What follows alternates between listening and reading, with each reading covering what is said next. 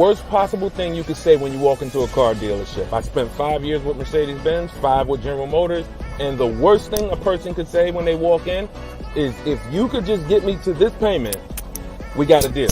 So your loan's probably still like 19, which means you got to pay to get out. You're upside down. It's called negative equity.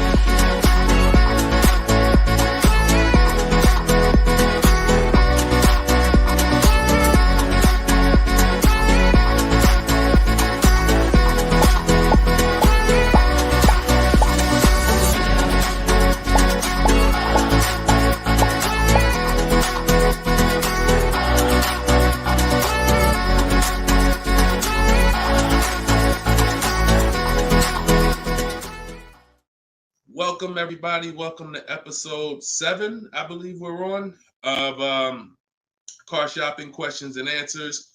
We're live. Today is Thursday, 3 p.m. If you're watching this right now, then you are live.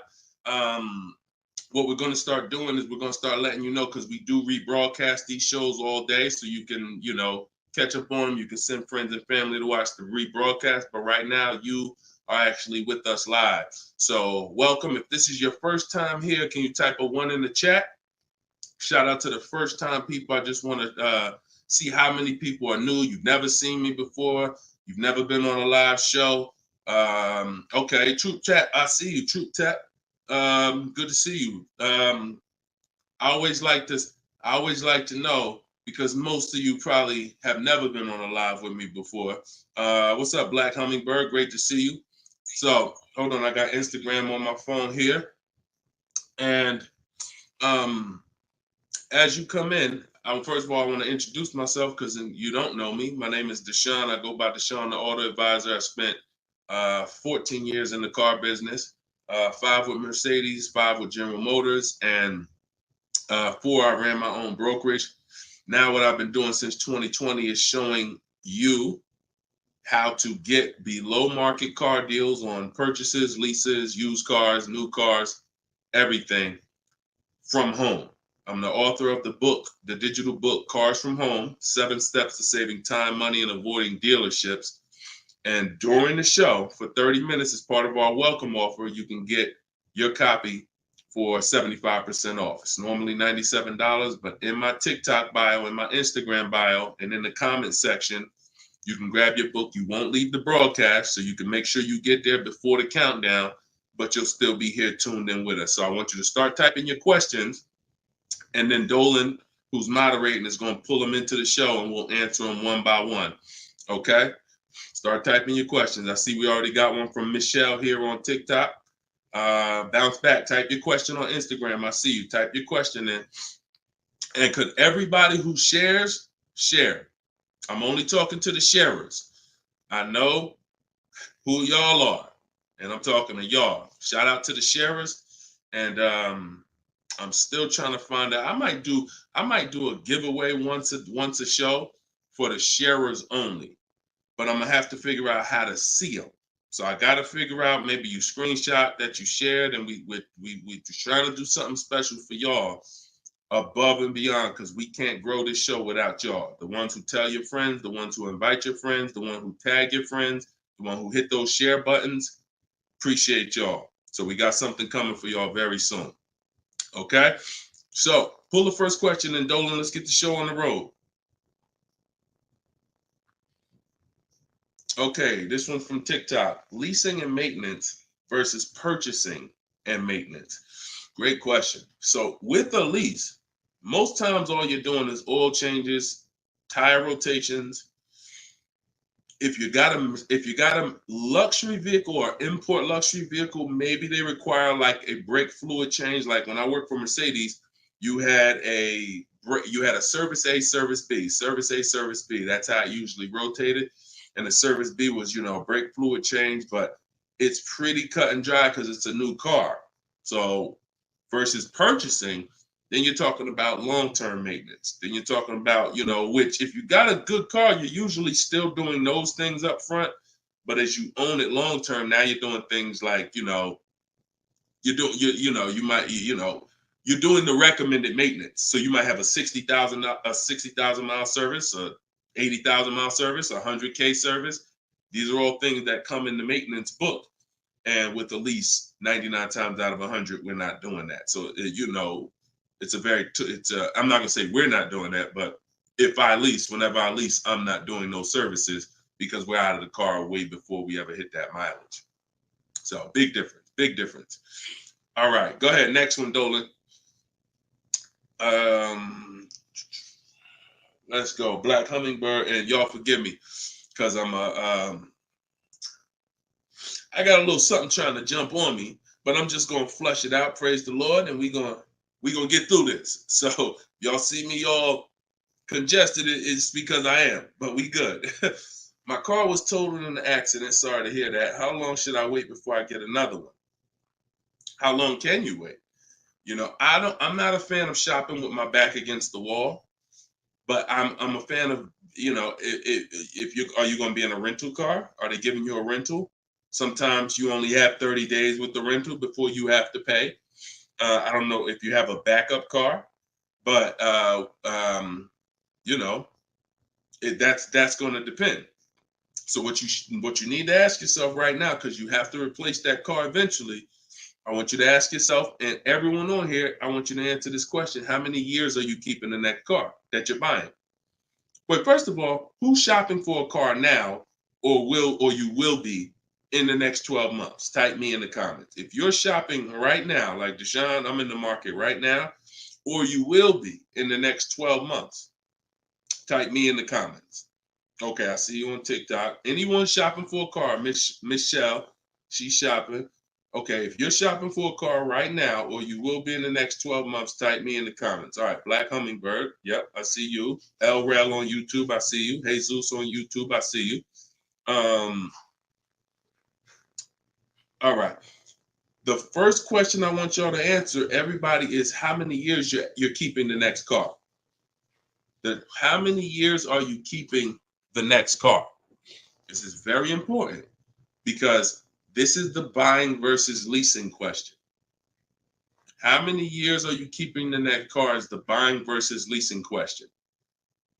So your Black Hummingbird, when you shop, is going to depend on how long you have. If you got a backup car, then there's no rush. If you don't have a backup car, then you need to find out, are they giving you a rental? You know, because that's going to dictate. I can't really give you any more information without knowing that. So if you want to tap in, follow up, we'll try to get your follow-up question here. All right, go ahead, shoot the next one up, Dolan, and let's see if we can get the follow-up for Black Hummingbird. I'm shopping by used. I don't even know what that means. Go ahead, Dolan. Okay, this one's from TikTok. My third live, I need a used car by June 1st, so lost.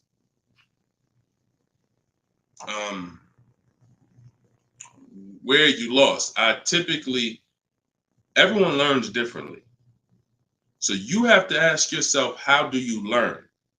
There are people on these lives, we've already gotten DMs and emails saying that people use the show, they use the strategy, and they got cars. So we've already got, and we've only been doing these shows for a couple weeks now. That's because they can learn that way. Somebody else who can't, you got to be honest with yourself, but I give you the information in multiple different ways.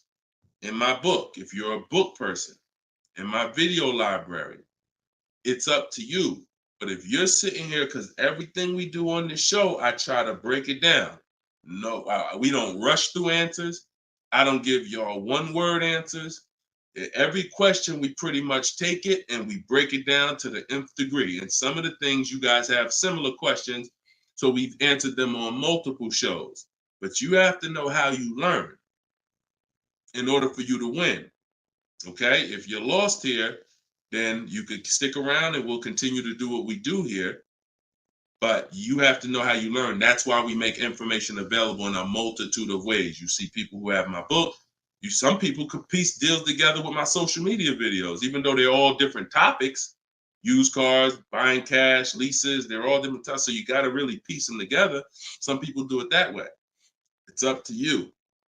But don't just sit there struggling, man. Not at the cost of what it costs. Not at what it costs. All my information is available and it's affordable.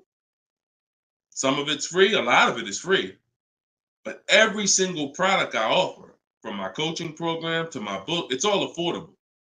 So get in where you fit in, brother. That's really the best advice I could give you. All right, go ahead, Dolan. Shoot the next question.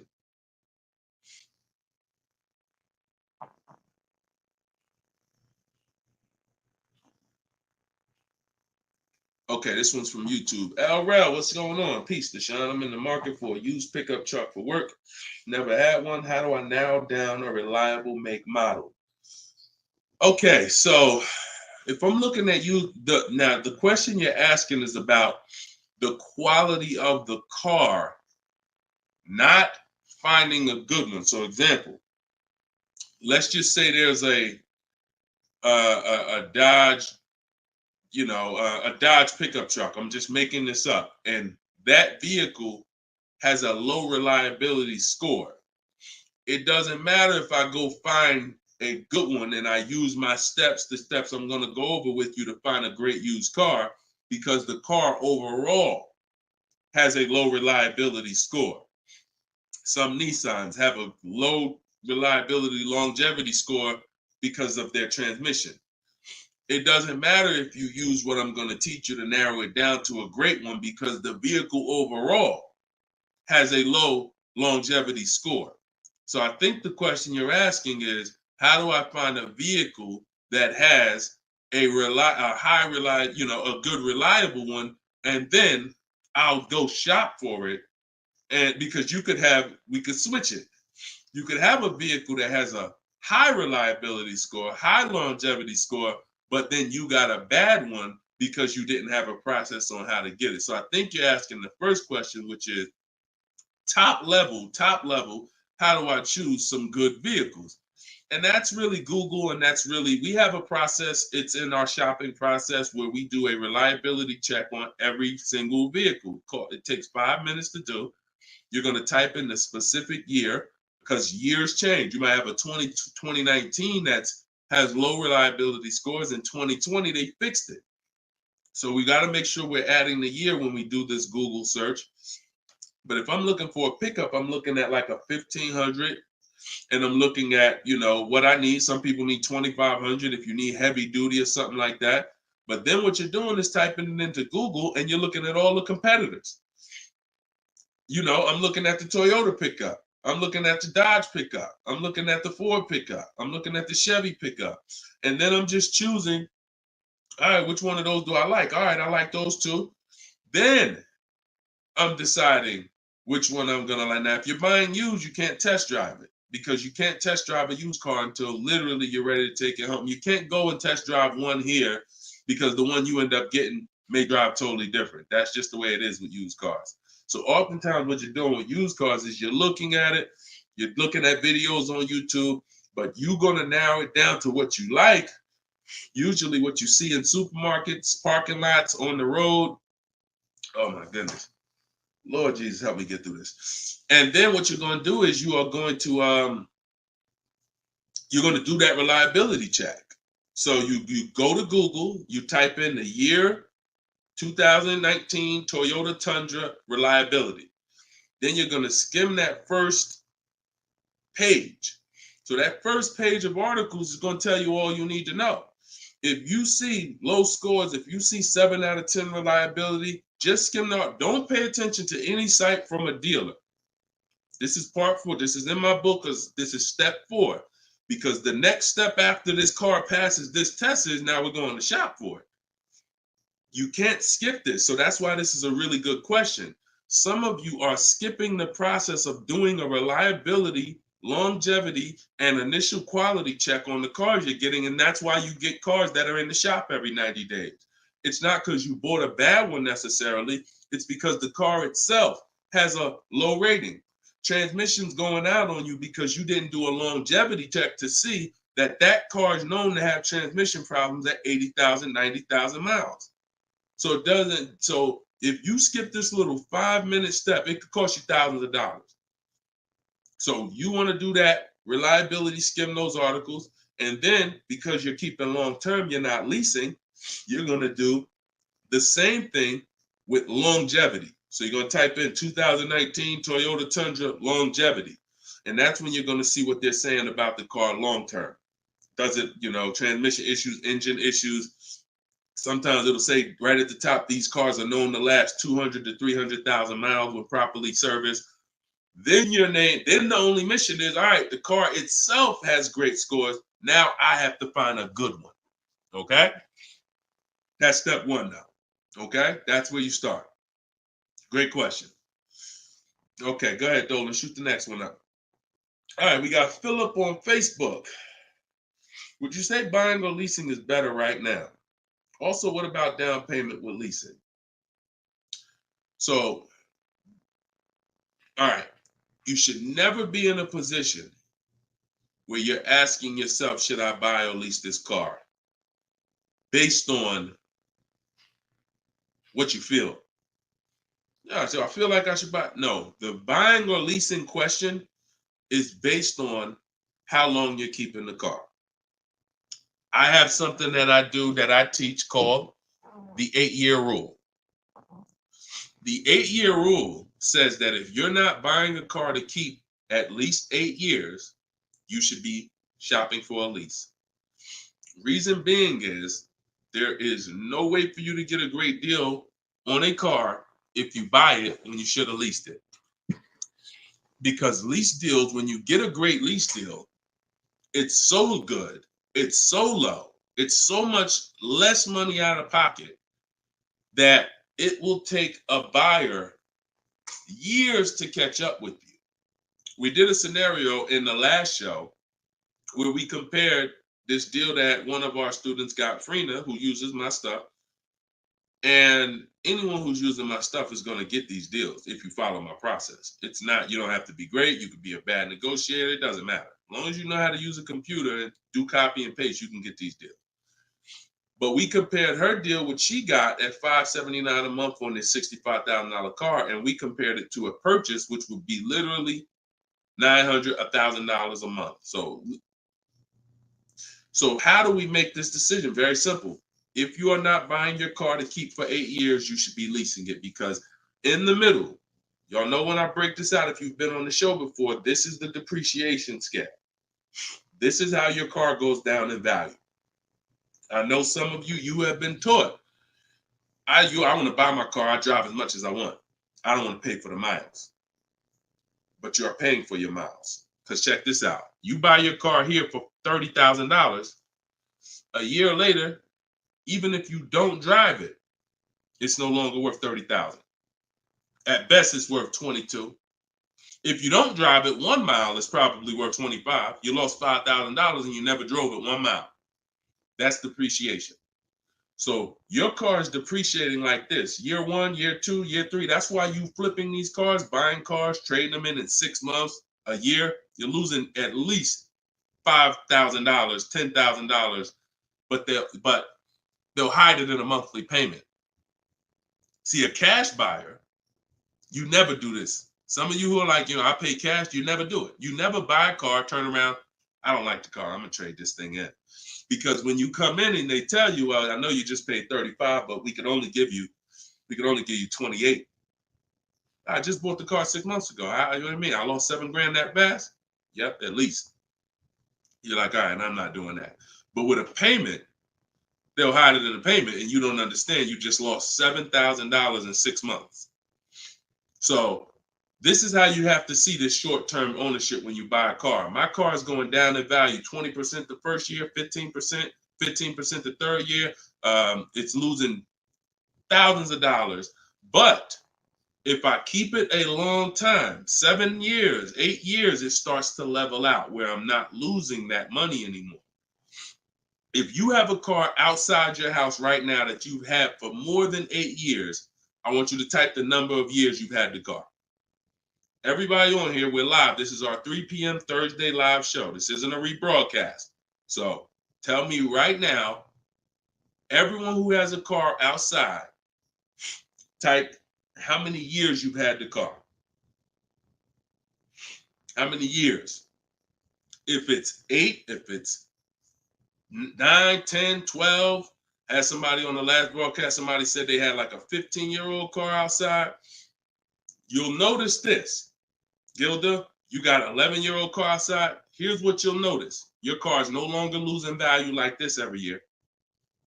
Your car is no longer losing value like this every year. You're going to look and say, if let's assume right now, Gilda, your car is worth, I'm just making up a number. I don't know the car, nothing. Let's say it's worth $8,000. A year from now, it's going to be worth close to $8,000. Probably worth $75,000. That means you've won.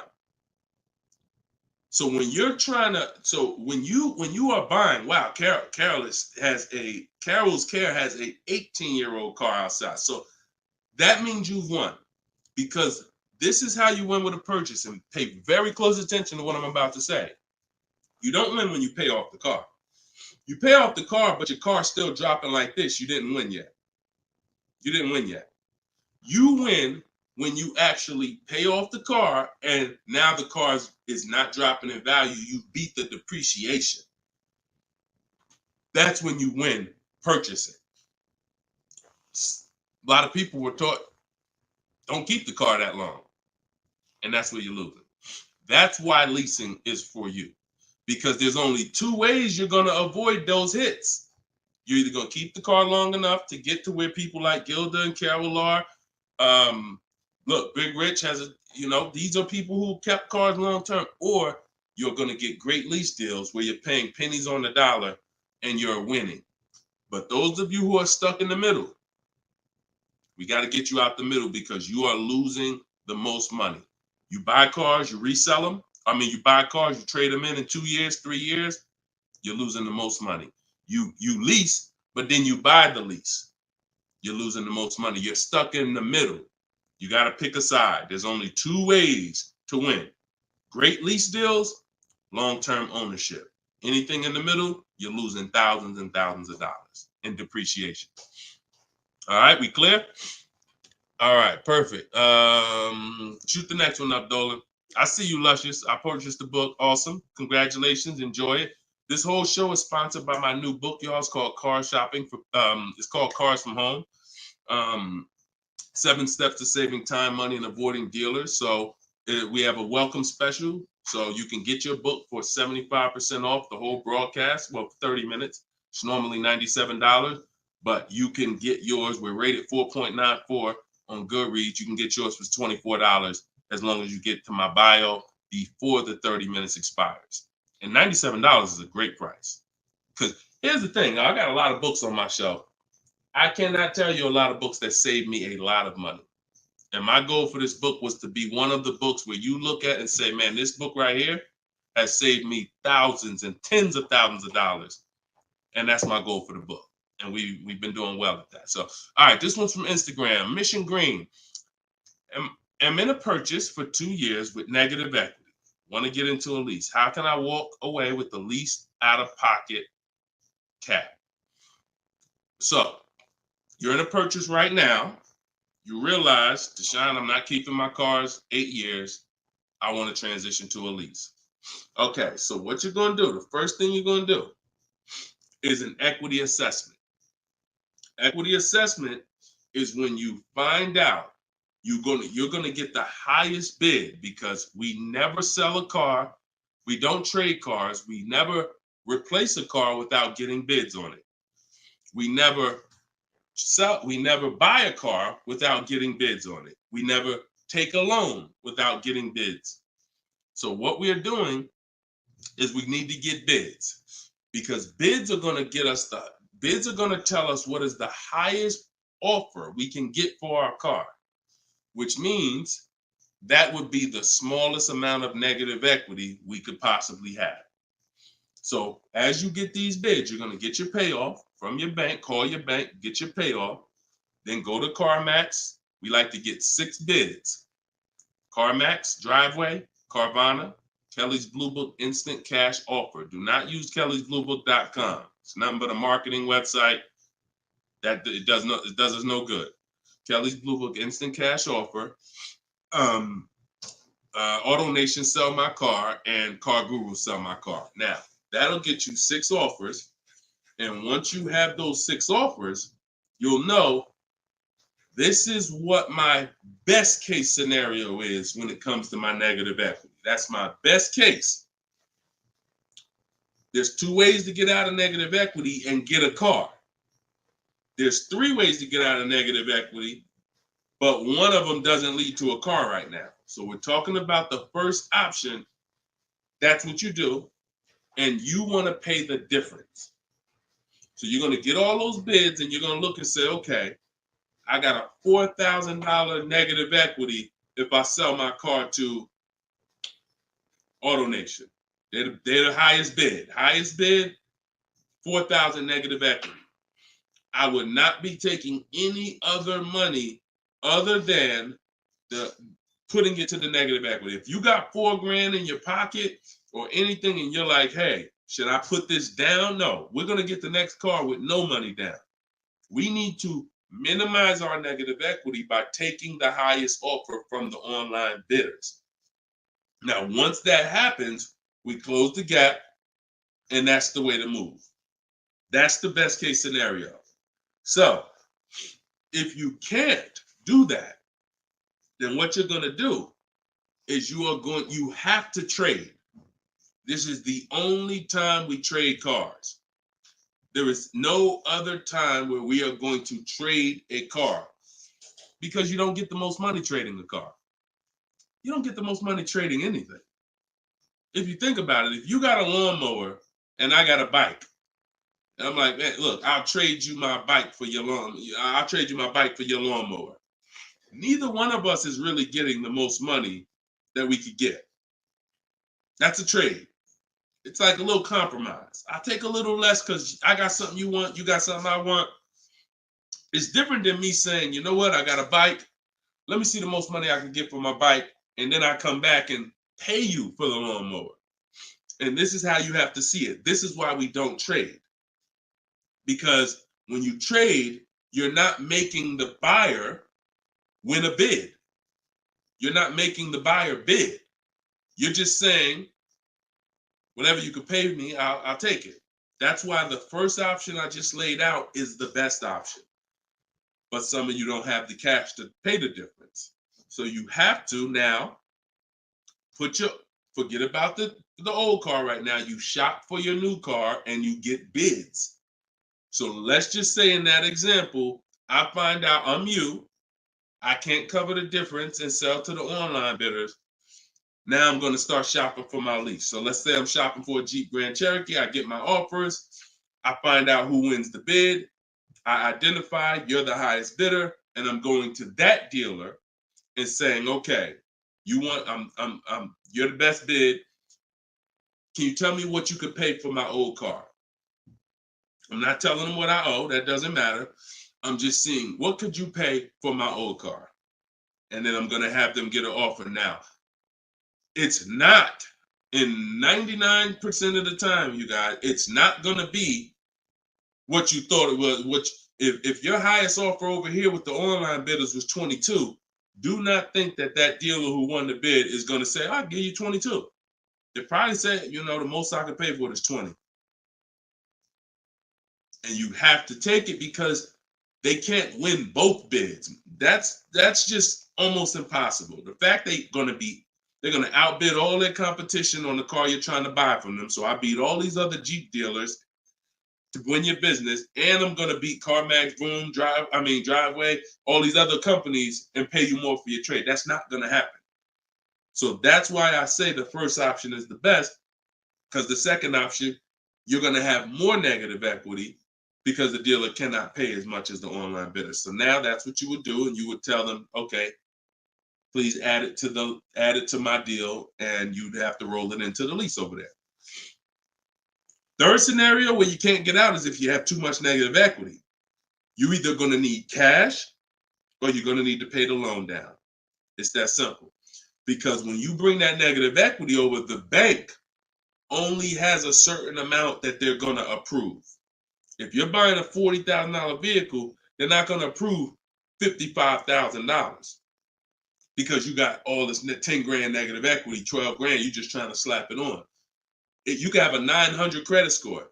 That's why I call negative equity the bad credit for people with good credit, because it can literally prevent you from getting a car.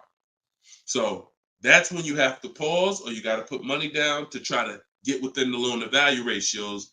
And that's why I say stay out, get out of negative equity and stay out of it. And 99 times out of 100, the reason for your negative equity is you don't lease.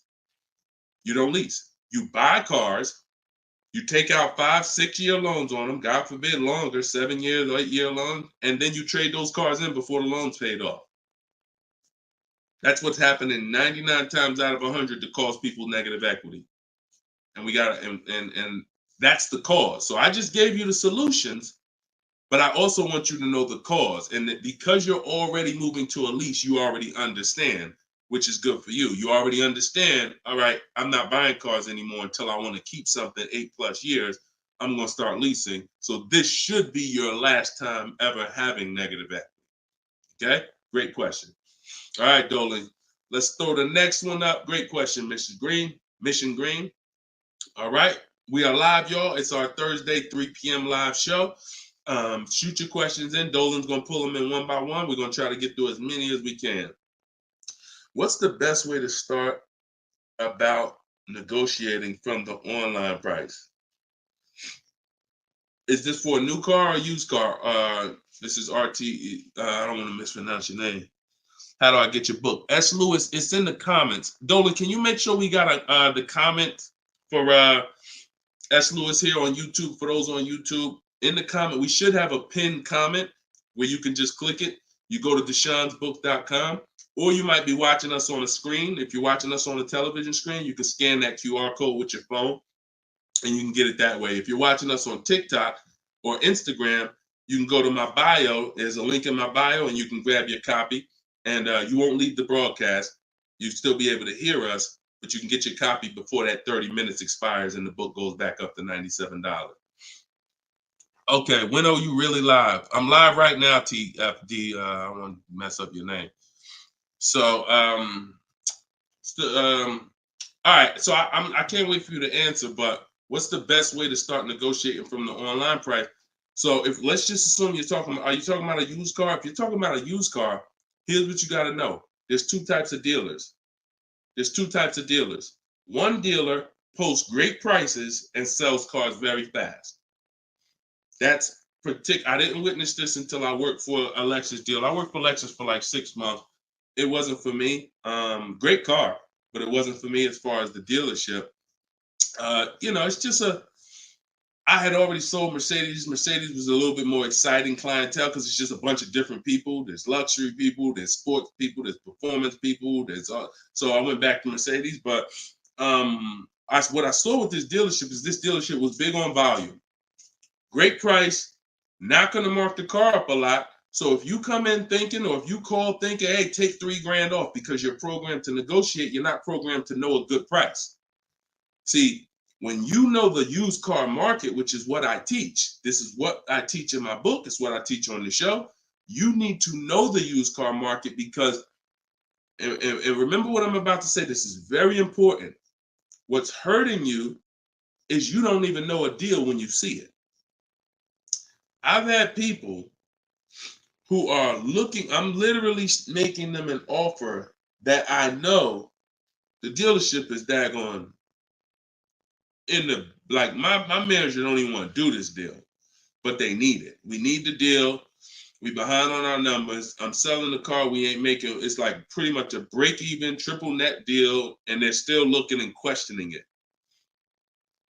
There's nothing we can do. And the reason why I never get in that situation, and the people who listen, if you listen to me, you'll never be in that situation, is because when you have multiple offers, you know a deal.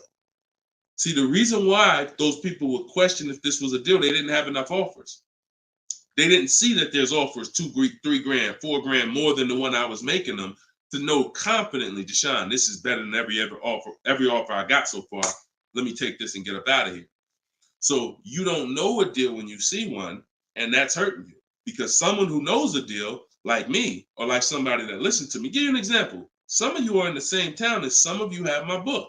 And some of you are actually shopping for the same car that someone else on here is shopping for. that means y'all are competing. So someone who's using my stuff and who knows a deal and who's sitting here talking to multiple dealers while you looking at one dealer slow and doing this, they're going to get that car out of before you even have a time to wonder if this was a good deal. Oh, you know what? That is a good deal. Let me call them back. That car's gone. It's gone. So that's the first type of dealer. They price the cars to sell and they're not going to be online for more than 24, maybe 48 hours, and they're gone. The other used car dealer is dealers who price them high and they prepare to negotiate. They're ready because they know people want to see a discount and they're waiting for somebody like you to come in and say, okay, knock $2-3 grand off, you know. But if they're overpriced, what does it matter? If you're overpriced $3,000, $4,000, $5,000 and you take $3 grand off, you're still, it wasn't the best deal. So don't think so. Some of the best used car deals, when I bought my Infiniti truck, he literally only had $800 he could give me when I got there. I didn't ask for it when I was on the phone because, again, what I say, I'm trying to teach y'all the psychology. I don't want you to know everything that goes on behind the scenes. I just want you to know what to do. But every now and then I got to tell you why you should be doing this. When that car comes on, and that dealer knows this is the best price in the market, this car is not going to last for 48 hours. You call them and say, hey, could you do another 1,000 off? Click, not even interested. One, the car just got here. I don't know who you are. I don't know if you're serious. Listen, we ain't got no time for that. What we do when we find that best car is we know we've done all our research online from home. I'm on my way. Only thing I need to know is, has the car been smoked in? Because I can't see that online. That's the only thing. We verify that there's no fake fees, because some dealers will price a car low and then they add fake fees because they want you to come without even asking them about the fees. And the second type will, hey, the car's been smoked in, and if you don't ask them, you'll get there and be like, oh, car smells like smoke. That's the only two things we verify. No bogus fees. Nope, hasn't been smoked in. I'm on my way. Then when I get there, we test drive. Car meets our test drive. All right, boom. Can you do another 500 off, 700 off? Because I already know it's the best price in the market. See, when you know the market, you negotiate intelligently. When you don't know the market, you come in, hey, listen, take $3 grand off. You don't realize you look ridiculous. I don't want you looking ridiculous saying, yo, man, I can't do it. You haven't done your research. I don't want you leaving, oh man, that dealer don't want to make a deal. No, you didn't know a deal. And you leaving and you like, oh man, I'm gonna find somebody. So this is the science of car shopping online. This is the science. You gotta be able to know, is this car the best price in the market? If so, I'm not gonna ask for any discount until I get there. Because once they see me, I drove it, they know I'm serious. I know the car's the best price in the market. Hey, can you do another 500? Even if they say no, I know they won. All right, I won. But if they say, yeah, listen, I wouldn't normally do it because the car just got here, which is true. I know that. But, you're here. We want, all right, $500, we got it. Or, hey, look, can we split it? I really don't have the room. In which case, we know they're telling the truth because we know the market. You got it. We'll do it. This is how you get below market used car deals.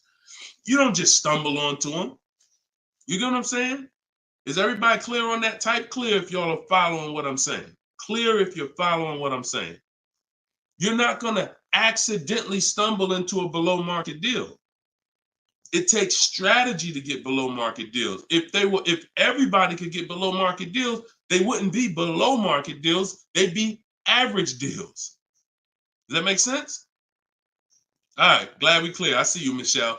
All right, shoot the next question up, Dolan. Let's roll. Let's keep it going. I see you, Rose, on Facebook.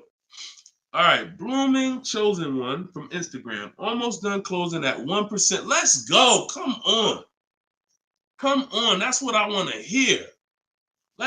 Come on. If y'all don't understand, Blooming Chosen One is about to close a 1% lease deal. That means her lease pay, I'm assuming that this is a woman. I can't see, so forgive me if there's no picture. She's about to close a lease deal at 1%, which means her lease payment is 1% of the MSRP, no money down. I just want to make sure it's clear, chosen one. We don't, if it's money down, it's not 1%. It should be like $400 a month. I'm giving you $400, car's $40,000. That's 1%. So, any tips on techniques for finding great deals on insurance? I use Insurify or I use Jerry. These are apps that shop on websites that shop multiple carriers. And I know it's Kayak and stuff like that, but what I found is Insurify has like insurance companies that we don't know about. It's painful shopping for insurance unless you have something that's actually, because think about all the insurance companies around us that will want to give us auto insurance. We don't know about them now. Small companies, they don't have the advertising budgets. So you want a tool that's going to connect you with all these insurance companies, not just the big name ones that we all know, Liberty Mutual, State Farm, that got the, $1 billion marketing budget. Some of the smaller insurance companies, we want to get those offers. And so Insurify.com, I'm not sponsored by them. I just love multiple offers. So I love multiple offers. And so any tool that gets me multiple offers on anything, I love. So yeah, that's what I would say. So keep me posted. I told you, I want to see your deals. See, she ain't even say what car she's looking at. That's how we know. See, people with no skills, all they talk about is the car. Just got the new Range Rover. Yep, just treated myself. Retirement gift. All they talk about is the car. And I'm not stepping on your toes, but you like Deshone, that's me. That's me. I know who I'm talking to. When you start getting skills and buying cars, making people bid 90 minutes from home, using my systems, the first thing that you're excited about is the deal. The car is second, but the deals, once this deal's closed, now I'll get excited about the car. All right, good job. Great job. I love it. Go ahead, shoot the next one up, Dolan. All right, from TikTok. Is it true that there is no need for down payment? That if you do it, it goes to the salesperson's commission. If you do it wrong, if you are doing a down payment, it's between you and the lender. If you go in and you're a payment shopper, then your down payment is usually going to go to commission. A payment shopper says things like, how much does that car cost a month? Okay, that's a little high. Could you get it to, could you get it like under 6? As a payment shopper, no idea about the numbers, just talking about payments. If you stop doing that, and if you've done that, see, I don't want to, look, I hope we're building a community here where people could be honest. If you've done that, type ouch in the comments. If you've gone into a dealer, looked at a car, and said, how much those run a month? What kind of monthly payments are on those? And I know that there's some people who are not gonna be honest, but this is how a lot of people shop. It's a payment thing. Yeah, okay. I appreciate it. I see. All right. I see we got some. All right, we got some people being honest in here. I see you. I see you, Michelle. I see you, Bye Lion. Not Michelle. So that's where you get in trouble. So what do you do outside of that? You separate the payments from the car. The payment you handle when you're shopping for, look, Byron on YouTube said, ouch, just experienced this past weekend. It's terrible out here. It's great out here for us, okay? It's terrible when you have no strategy. It's terrible if you're winging it. It's great out here for us. Like, and I'm not even saying that, underplaying that. Like, I've been doing this so long, and I got just so many people that done learn from me, and so many people getting cars. I got a private group, so I get to see this stuff. You know what I'm saying? I get to. If you guys been on these shows, I share people's stuff. I share Tope stuff. Greg's deal. This is our book, 4.94 on Goodreads. Get your book 75% off, or you can wait and miss the 75. You can pay 97. Either way, it's worth it. Either way, but $24 is better than $97. In my TikTok bio, you got 30 minutes, or in my Instagram bio. But check this out, Kimberly's deal. She saved 20 grand off her Maserati. Look, Bonita, Middle of the pandemic. So we've been hearing since we started this whole thing, yo, it's terrible out here. Man, there's no deals out here. Middle of the pandemic. Look, December 2022. Blood in the streets. Kia Telluride, one of the most popular vehicles of the last 3 years. Bonita, from home. Kia, 2023. 600 down, 600 a month. People paying $800-900. It's people right now that's going to watch this broadcast that has this particular car paying $700,000-900,000 a month for it. This same vehicle. So, Charles, Hyundai Palisade, top 5 most popular vehicles the last 5 years in this category. Look, $597 a month, $48,000 truck. So it's what you know. In fact, it's what you don't know. So I would tell you, yes, when you are winging it, when you shopping, when you just winging it, yeah, Byron, it's gonna seem like, man, it's horrible out here. When you step back and start using my bidding systems and letting these deals come to you, letting loans come to you, you're gonna feel like you're in control. You call the shots. Okay? So that's what I want everybody to know. It's all perspective. You know, somebody who's never had a fight in their life may be like, oh, shoot, I'm gonna lose this fight. Mike Tyson, he's not worried about losing a fight. And I hope he's not throwing this fight. So, another end. It's all about what you know. You learn better skills, you get different results. You keep the same skills, keep shopping like our grandparents shop, keep shopping like our parents shop when there was no internet, keep shopping like it's 2005, you're going to get those same results. All right? Everything I'm talking about, y'all, is in my book. This whole show is sponsored by my book, Cars from Home, 7 Steps to Saving Time, Money, and Avoiding Dealerships. My whole shopping system is in there. You can get yours in my bio. I just said that. So go ahead, Dolan. Shoot that next question up that you had up on the screen. My lease is up this year, but I'm over 4,000 miles, and a car dealer just told me if I lease again that I'll have to pay for the over miles. What do I do? Okay, I want you to know something, and I want you to hear me clearly. Dealers who tell you they'll cover the mileage. I know some of you have heard this in the past. You know, my dealer said if I release a car from them, they took care of the mileage for me. No, they didn't. No, they didn't.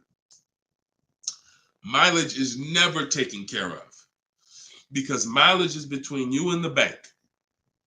You told me you were going to drive this, the bank, not the dealer. Dealer has nothing to do with the car.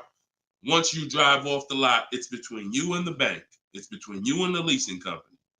So when you go over miles, the bank says they told us they were going to bring this car back with 36,000 miles on it. They already have an estimated value of what they're going to sell the car for, and it's based on 36,000 miles. That's why if we're under miles, we always do an equity assessment. You're going to do this either way, Miss B, but this is one of the main reasons when we're under miles, it doesn't matter, because if we drive less than we told them we were going to drive, we want to see if there's any equity that we can actually pull out. If you didn't know you can sell a lease, yeah, that's another discovery. Aha moment, you can. We've been doing it for years. So, but going back to this case, if you're over miles, you got to pay for it because you can't give it back to them. It comes out of their profit. So what do we do to try to minimize this? One, we don't let a dealer tell us we're going to work this out for you. We have to do our own equity assessment. So you want to see what your position is. You want to call the leasing company, get your payoff. This is the second step in my process. Once you know whether you're going to buy or lease again, that's step one. Now, if you have a car to replace, you own it, you lease it, doesn't matter. Anything you're replacing, we got to do an equity assessment on it. So we're going to call the bank, get our payoff. If it's paid off, obviously we don't have to do that. And then you're going to get that payoff, and then you're going to get those offers I talked about earlier in the show. If you missed it, I don't want to go through the whole equity assessment process because we already did it. And for the people who've been on here, I don't want to repeat the whole thing. But if you go on YouTube, if you go on Facebook, you'll be able to see the broadcast. Go to the section on equity assessment and follow that process, because you need to see, can I sell this vehicle and break even, get out of it? Or if I have a mileage penalty, you know, does it make more sense for me to actually get out now, which in a lot of cases it probably won't because you have payments remaining. So if you got out now, see, if you sell it, it's clean. So if you sell it, and it goes back to what we were talking about with what somebody asked the question about the negative equity. Let's just say I'm you. I do my equity assessment. I find out to get out of the lease, I got to contribute like $1,000, but I could get out now. When I sell a lease, there's no penalty. It's literally no payments due, nothing. It's everyone's whole. That's the only way everyone's whole. My second option is I got to account for the payments I have left on my contract. If I got 5 payments left at $500 a month, that's $2,500. Does it make more sense for me to get out now and pay those payments? Probably not. Or does it make more sense for me to just wait and take the mileage penalty? So those are the 3 things you're comparing. Selling the car, and you're seeing what's the least money that comes out of my pocket. What's the best of those things? Selling the car, getting out now and taking the payment hit, because all those payments are going to be due. They're going to have to be rolled over to your next vehicle, or driving the car until you get close to the end of the lease, and maybe maybe it depends on how much you drive per month. And maybe you're 8,000 miles over, and that's a $2,000 mileage penalty. So these are the things you have to think about. But I'm telling you that if you just walk into a dealer and say, hey, could you work this up for me? Now you don't even have the luxury of guaranteeing you got the best price on the car. So now, because they see you as desperate, oh, she needs help. She don't know what she's doing. So let's just work these numbers, move these numbers around, and tell her, hey, we got you to this payment. Does that work? Now you're a payment shopper and you don't even know. Just give me to a monthly payment that makes sense. You didn't realize that you overpaid, and they're packing that deal, and you overpaid by probably $4 or $5 grand because you wanted to let them do it. So those are 3 scenarios, and it all starts with the equity assessment. Because like I said, you might be able to do that equity assessment and find out, oh, I could come up with $1,000 and I'm out of this thing clean right now. Or you might break even. It depends. That's why it's always an equity assessment. Equity assessment is probably everything in our process is important, but my God, skipping the equity assessment, you're skipping probably half of your transaction. Okay? And if you don't know how to do equity assessment, watch the show earlier. If you have my book, it's all in there. It's up to you. Go ahead, Dola, shoot the next question. Bought your book. Thank you for doing this. Thank you, Michelle. Enjoy it. Use it. Use it and win.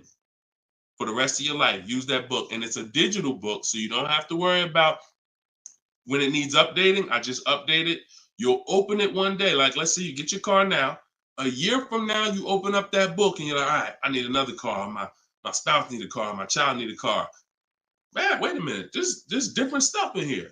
That's why you always keep the email I send you with the master link in it, because that's where I update the book.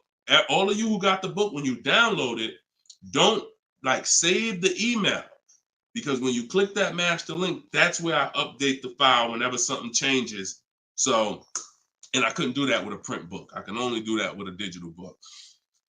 Yeah, don't worry. I don't do trades, J. Paul. So if you ever see somebody selling crypto, all of that, like anybody with a decent amount of followers is going to have knockoff accounts. Like, I do car education. That's all I do. I don't do crypto. I don't do none of this other stuff. It's been fake Deshone the Auto Advisor accounts since we was on TikTok. We got 1.5 million followers on TikTok. The fake Deshone the Auto Advisor account started popping up. Nothing we can do about it. You got to watch it, though. Watch it. Okay, this one's from Instagram. Considering a lease of a Lexus electric vehicle. First time lease customer. Do you have any advice shopping for a lease premium electric vehicle? Same process. Same process. My system doesn't change. I'm gonna tell you, there's only one scenario where it changes, but electric cars, look, doesn't matter. Look at Sean. Bids. F-150 XLT electric. Bids. $73,000 vehicle. He got it for 57. He saved over 20 grand. Bids. That's electric. Electric. You don't know what rebates there are. You don't know what's what. Rolls Royce. Bids. Popular cars. Bids. Exotic cars. Bids. Doesn't matter.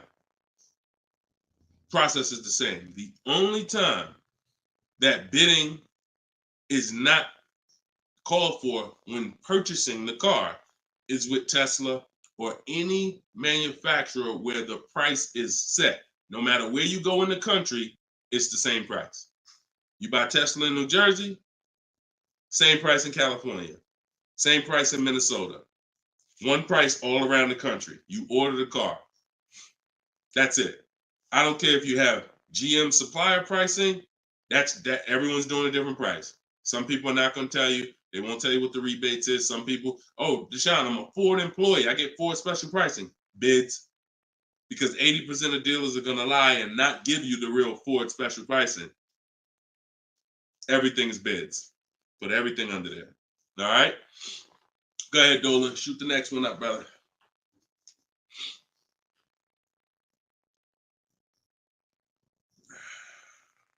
No, you don't bid. You don't bid, Coco. You're making people bid. This one bounced back, Brian from Instagram. What's up? Hey, bro, I recently financed the BMW 330M, but the problem is they gave me a high APR. Sounds like a payment shopper. Listen, we got to take responsibility. You accepted a high APR. Now, how do you get out of it? Only way is to refinance. You can refinance or sell a vehicle. And so bids, what we do is, see, now let's just say for an example, you use our system we call the bank bidding war. Bank bidding war is 3 rounds. We check to see if there's any special interest rates. 1, no special interest rates on the car, which a BMW 330M, probably not. You never know. But then if there's no special interest rates, we go and we get bids and we find a dealer that's going to sell us the BMW M for the lowest price. And it doesn't matter, popular cars. I had a young lady earlier this year. Well, no, that was last year.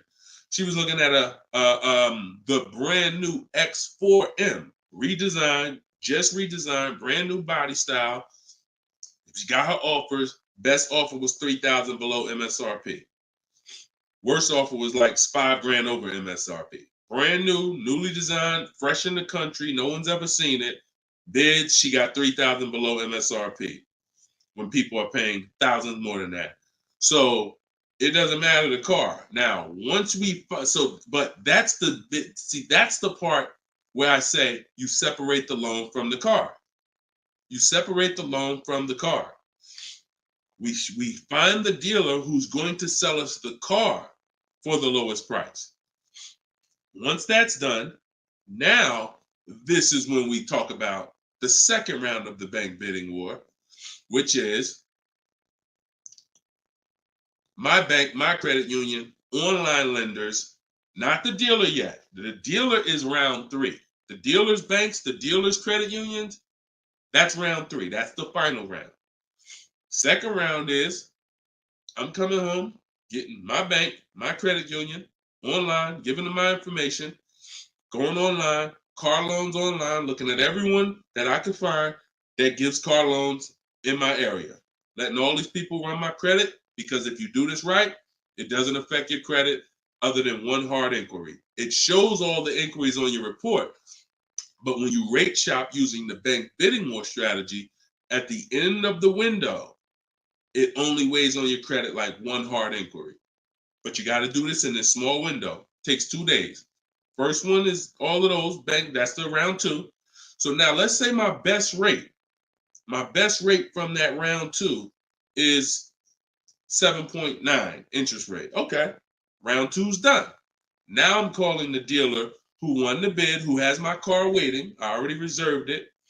And I'm saying, okay, my bank or this bank gave me 7.9. If you guys can beat it, I'll give you the business. Now round 3 starts. with the dealer going to work. That's when the dealer's bank. See, the problem is the dealer was your first offer for financing, or one of your first offers. The dealer, when properly done, is our last offer. And so if he came back and at the end of those rounds, 8.99 was the best rate, you wouldn't have a question. You wouldn't be questioning it. You wouldn't be saying, oh, man, how do I get? You would still be considering refinancing because that's still the solution. Whenever rates get lower, you refinance. But you wouldn't be it wouldn't be they gave me that. It would be that was the best rate available at that time. So that's why you need to get bids for future reference. But in your case now, all you can do is find somebody to refinance the loan. And that's what you do. Type in car loan refinance online. Call your bank, call your credit union. Hey, I'm looking to refinance and see if they can be 8.9. Okay. For future reference, though, bank bidding war. Okay. And that's we gotta we need to. I want to get you to the point. You gotta. It's up to you. Use this. Everything I'm telling you is simple. Nothing I'm telling you is rocket ship building. This is all simple online processes from a computer. We got grandmothers doing it. We got introverts doing it. Doesn't matter. We don't even talk. Has anybody heard me say anything about talking? No. We're using online tools to get these processes done. That's why they work for everybody. If you had to talk, then yes, you could mess it up. But this is for the future reference. We want to guarantee that we got the best price. And the only way we're going to do that is with bids on everything. Okay? Go ahead, Dolan. Next question. Great question, though. All right. This one's from TikTok. Can24 Loco. Is a lease worth it if I know I'm going over the miles? You pick your miles. You pick your miles. I had somebody no, I don't even want to talk about him. He's somewhere along the line they told him it was okay. So you pick the miles on the lease, and I would never in a million years pick less miles than I need. 10,000 miles per year, 12,000 miles per year, and here's what happens: if you see somebody who's intentionally picking less miles to save $20 and to go from 10,000 miles a year to 12,000 miles per year is probably like $20 a month. To go from 12,000 to 15,000 for most cars is probably another $25 a month. So the difference between 10,000 miles per year and 15,000 miles per year, 15,000, no penalties. Deshone, I know I need 15,000, but I took 10. So you're going to do 15,000 anyway, and you're going to be penalized for the 5,000 per year over at 25 cents a mile. Instead of paying the additional $45 a month, which would be way less than the penalties, because 5,000 miles per year, 15,000 miles over at 25 cents a mile is $3,750. $45 a month times 3 years is $1,620. Numbers are numbers. $45 a month more to my lease contract from the beginning, because that's the mileage I really need. I'm paying $1,620 extra over 3 years to have a comfortable lease experience, no penalties, and I can enjoy my lease. Versus taking 10, knowing I'm going to drive 15, and then looking and saying, Dad, I'm over miles by 15,000 miles, and how can I avoid this almost $4,000 bill that's coming? Choose your mileage wisely. Deal structure. Step 3, I got a whole step in my process on deal structure. This falls under deal structure. So we never take a lease knowing we're going over the mileage. We just never do that. We're setting ourselves up to not enjoy the lease. For what? That's it. Step 3 in my process, I got part of deal structure. I got a section in my book on this, is choosing your mileage wisely, where you look and estimate how much you drive, Or if you have a car, you just look back and say, all right, I drive 12,000 miles per year. You can look back at what you drove. If you don't have a car, then you're just going to look and say, all right, how many miles do I drive to work? Okay, and you add the miles up, and you'll see throughout the year. Oh, plus I'm gonna take a vacation. I want to go down. I want to go on vacation 2 times a year. That's gonna be another 1,000 miles each. All right, perfect. I need 14,000 miles a year. It's a 5 to 8 minute exercise, but you haven't been taught to do it. So there's nothing in my. I don't skip anything because I've been doing this since 2006. I've seen thousands of scenarios working in dealerships, General Motors, Mercedes, thousands. And every time I see something that is horribly wrong, that's costing somebody money, I just made sure I added it to my process. Okay, I'm gonna make sure anybody who listens to me doesn't do that, because this is what happens when they do that. So we got to choose our mileage wisely to actually enjoy our lease. Okay. All right, y'all. Look, we hit 1 hour and 6 minutes. I'm gonna wrap it. I usually try to go like 1 hour and 15 minutes, but as y'all can see, I'm actually struggling to get through this. I need to go and get me some tea, and that's what I'm gonna do. This is our second show for the day, and some of you may be watching us on a rebroadcast, but right now we're live. We've been live Monday, Tuesday, just so y'all know, and I'll probably have a link in my bio by tomorrow to our calendar. But most days we're going live Monday and Tuesday, Thursday and Friday. We're going live at 12 noon Eastern time, 3 p.m. Eastern time. So that's when our show is going to air live. And every time you see us on a rebroadcast, we're going to have a sign on the top that says rebroadcast. So y'all know, okay, this is a rebroadcast. In case I couldn't watch the whole show, I was at work.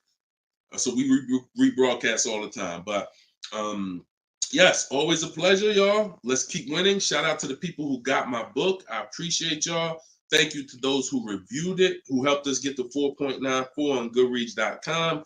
I appreciate you, and continue to use the book and continue to unlearn the bad stuff you learned about car buying. If you don't hear me say it, that's because I don't do it. And no one who listens to me does it.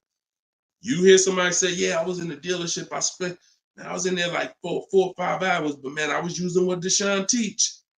You wasn't using what I teach, because we're not in dealerships more than 30 minutes.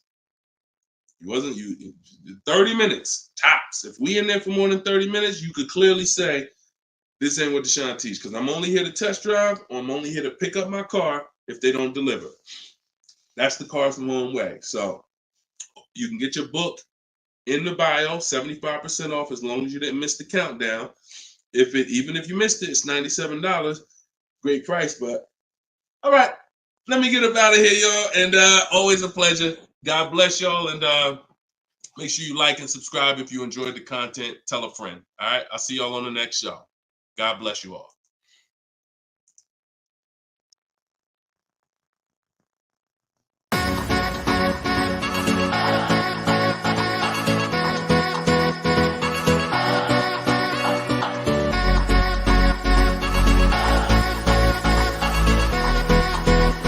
The worst possible thing you could say when you walk into a car dealership. I spent 5 years with Mercedes-Benz, 5 with General Motors, and the worst thing a person could say when they walk in is, if you could just get me to this payment, we got a deal. So your loan's probably still like 19, which means you got to pay to get out. You're upside down. It's called negative equity.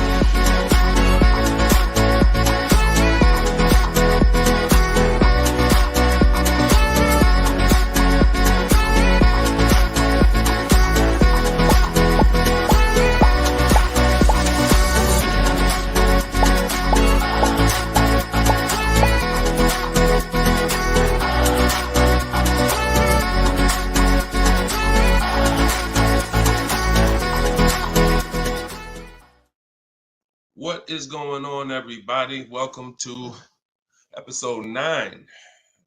Maybe episode 8.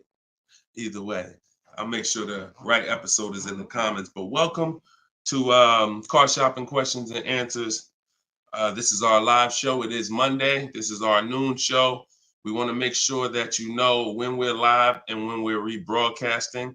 So every time you see the rebroadcast, you'll see a badge that says previously recorded or rebroadcast or replay.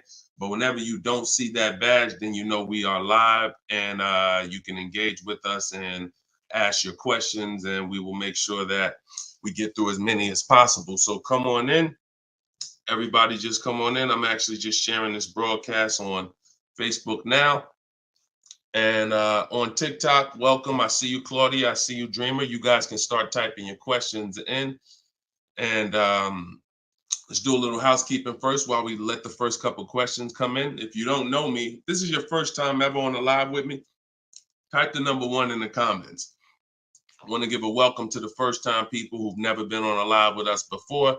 And welcome back to the people who've been here before. I'm your host, Deshone.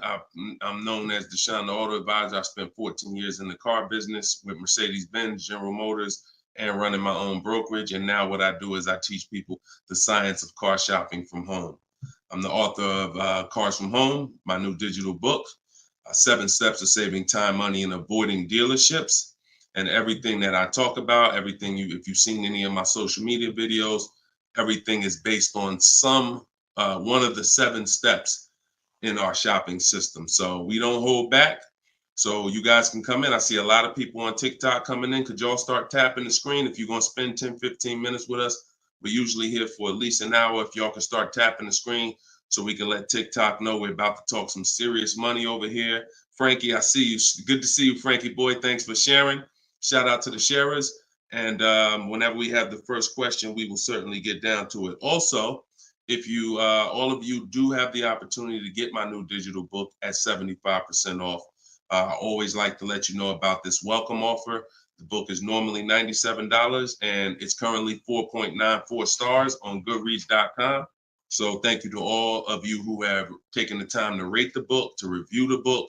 But most importantly, thank you to everyone who's using the book so that you can stop car shopping like our grandparents. No offense, but most people are shopping the way our grandparents shopped before there was internet, before there was leverage. And my mission is to show anyone who's willing to listen how to stop doing that and how much money that's costing them today. All right. Did we get the first question yet, Dolan? If not, then listen, you know I could keep talking. Okay, here we go. Instagram. Shout out to Instagram. All right. How long should you wait to refinance? It's a good question. I would refinance when it makes sense. If you have rates are high right now compared to where they were a year ago, 2 years ago, 3 years ago. So if you guys are in a higher interest rate than you could qualify for today, then you want to refinance as soon as possible. If you have an 8% rate and you could refinance to a 6% rate, you guys know on this show, if I talk about the money, 2% on a $30,000 loan is thousands. That's not hundreds. So if you have it, on some of you have improved your credit. So you may have had a lower credit score a year or 2 years ago when you got your car, but now your credit score is higher. So you want to make sure you are following this guideline though. Most of the people who want to loan you money want you to take more for longer. That's just what they want you to do. I am of the mindset of you don't want to stretch the loan out long. You don't want to stretch the loan. You don't want to stretch so if you've already paid for a year or two, you don't want to stretch the loan out longer because they'll want you to take it longer. They'll tell you right up front, if you take a 6-year loan, your payment's going to be this. Meanwhile, you've already paid for 2 years. Don't fall in love with the new lower payment. Fall in love with paying as much as you can at the higher interest rate. So if you can pay a higher payment for 4 years, pay the highest payment you can to get the loan out of the way faster. Don't be tempted to stretch out the loan and go longer with it. Or else you're falling into that trap. Like I said, people want to loan you money, want to lend you more for longer. They take it for 6 years. You could always pay it off earlier. They're hoping you don't. Okay, so that's typically the rules of thumb that I like to follow. All right. This is from Instagram. Well, this is Luna. I was desperate and just got the first deal. I set a very high payment. Can I refinance for a smaller amount? Luna, weren't you on the show a couple days ago? I was desperate and just got the first deal. I set for a very high payment. Can I refinance for a smaller amount? It's probably going to be early for you to do that. Did you? Hold on one second.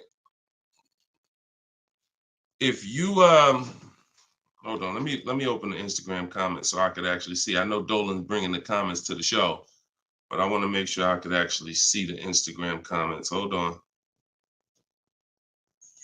Okay. So because if you just got the vehicle,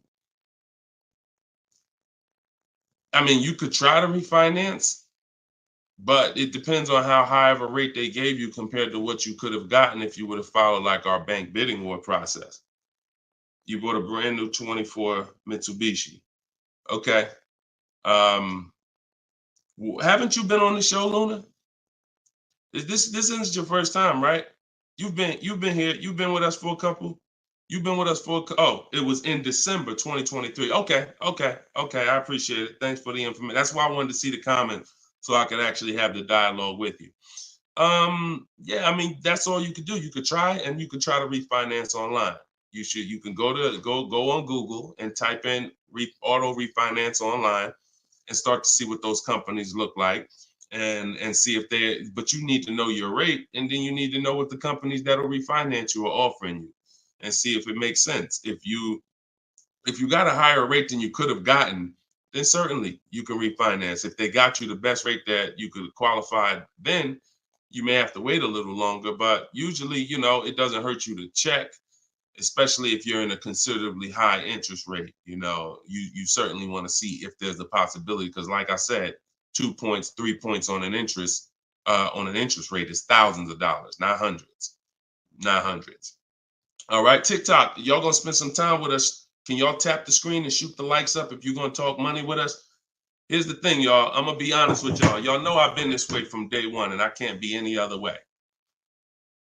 I'm considering, and some of you know, I'm gonna tell y'all a story because I'm gonna keep this real, real, real, right? So in 2021, we did a podcast. It was called the Auto Advisors Podcast. The Auto Advisors Podcast got 10,000 downloads in the first 90 days, which was a great metric for a new podcast. I stopped it. You know why? Because we're in the way the podcast is, and I'm just keeping it 100% with y'all. I'm never gonna stop doing the information, but if people don't engage with the show, then we'll just keep the rebroadcast going. The rebroadcasts are great. I'm 100 for my lifestyle, for my getting the information out. We do tons of free social media videos.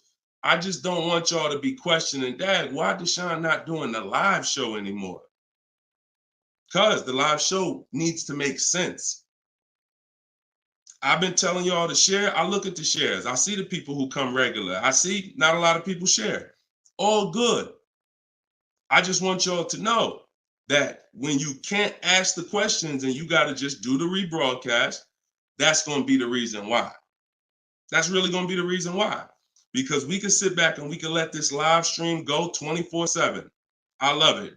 Dolan runs it. It's great. We sell a lot of books throughout the day. People get their questions answered.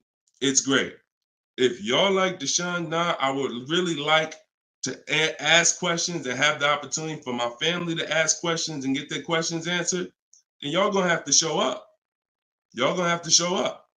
It's always been that way. Now, we're gonna have information everywhere for you.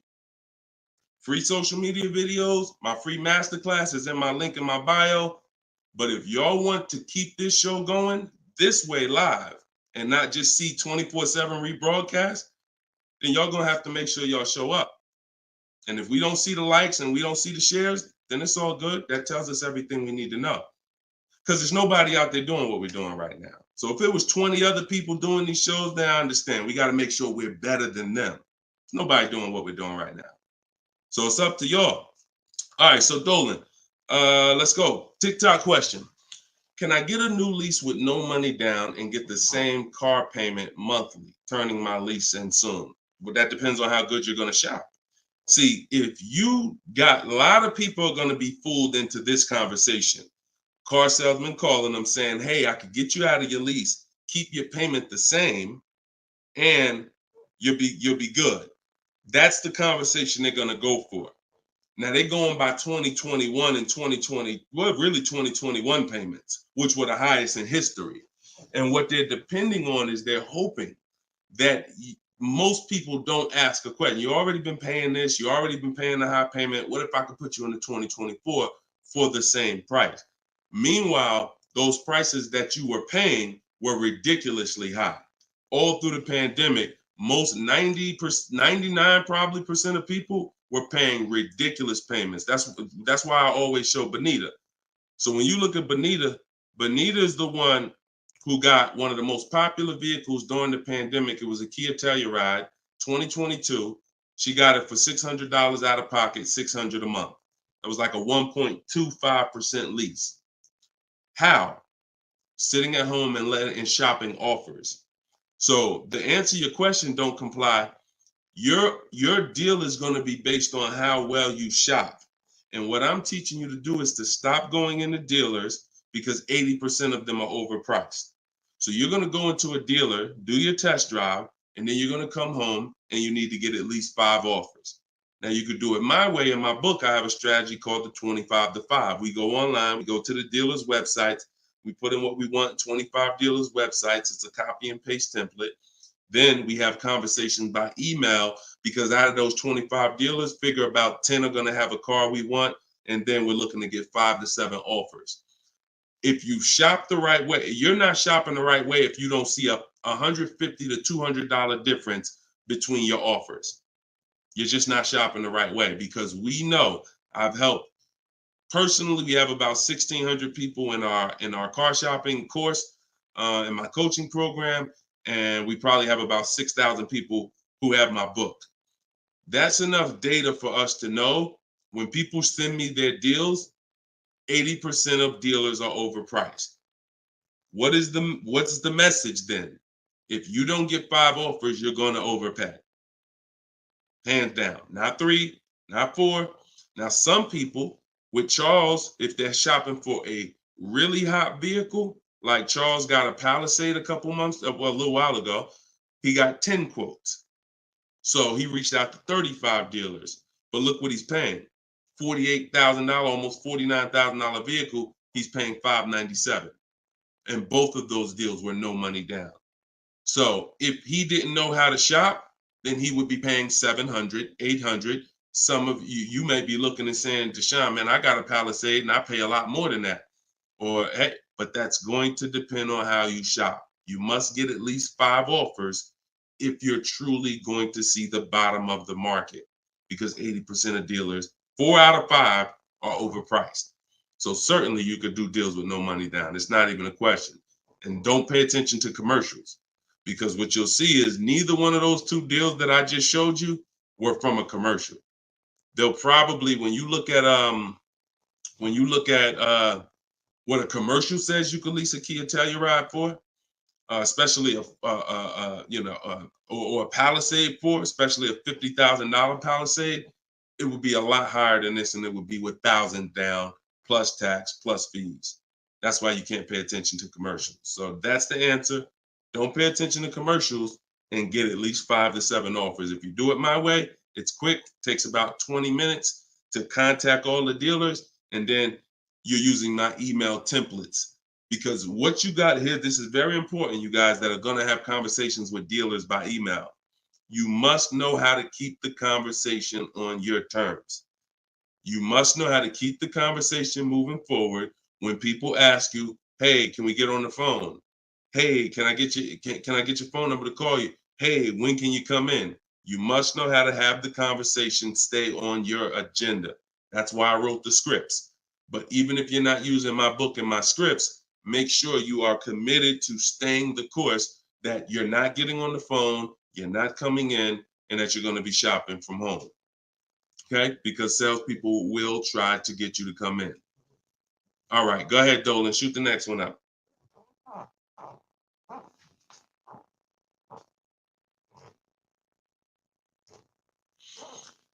Okay. Hi, the dealer wants to run my credit card. I just watched one of your videos and you said don't let them do that. They want to run your credit card for what?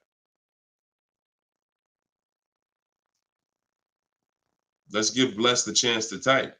Are you purchasing something? They want to run your credit card to run your credit? Or did you mean they want to run your credit? What are they trying to run your credit for? I mean, your credit card for. Now, if you have made a deal with somebody, when we make a deal online, oh, you mean running your credit? For what? What's the purpose of you running my credit? And that's not even what the ad. See, when you request your offers, you're requesting your offers by email. And we're always telling them assume tier 1 credit. There's nothing else for us to focus on. What is the purpose? Now, again, let the 80% do what the 80% do. Lie, tell you stuff. You need to have other dealers in your inbox to know. Sometimes people say, well, Deshone, this dealer said, this one dealer said they don't lease.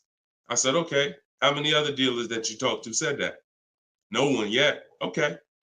When 80% of them say that, that means they don't lease that car. One dealer, they might be having customers come in, don't know what they're doing. Oh, yeah, no, we don't lease. Oh, okay. Well, I guess how much is it to purchase then? So let the 80% do what the 80% do. When we shop by the numbers, and when you shop by the numbers, you win, because if this dealer lies, the other dealer is exposed that they lied. So one dealer says I can't lease, and then 4 other ones give me a lease offer. Clearly, you were lying. So don't worry about what one dealer says ever. That's why you need to be having multiple conversations at all times. Trying to get my payoff, my car finance. Shoot Jerry's. Can you put Jerry's question up from Facebook here, Dolan? Okay, trying to get my payoff. Thank you, Dolan. My car finance company says contact dealer. Should I contact dealer? What the heck kind of broke leg, half-wit finance company you with if they telling you call a dealer for your payoff? What's the name of the company?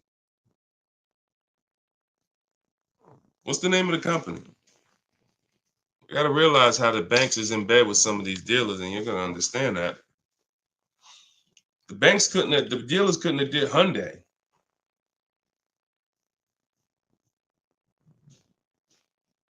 Why would they tell you contact the dealer for your payoff? Scumbag. I would call and speak to somebody else.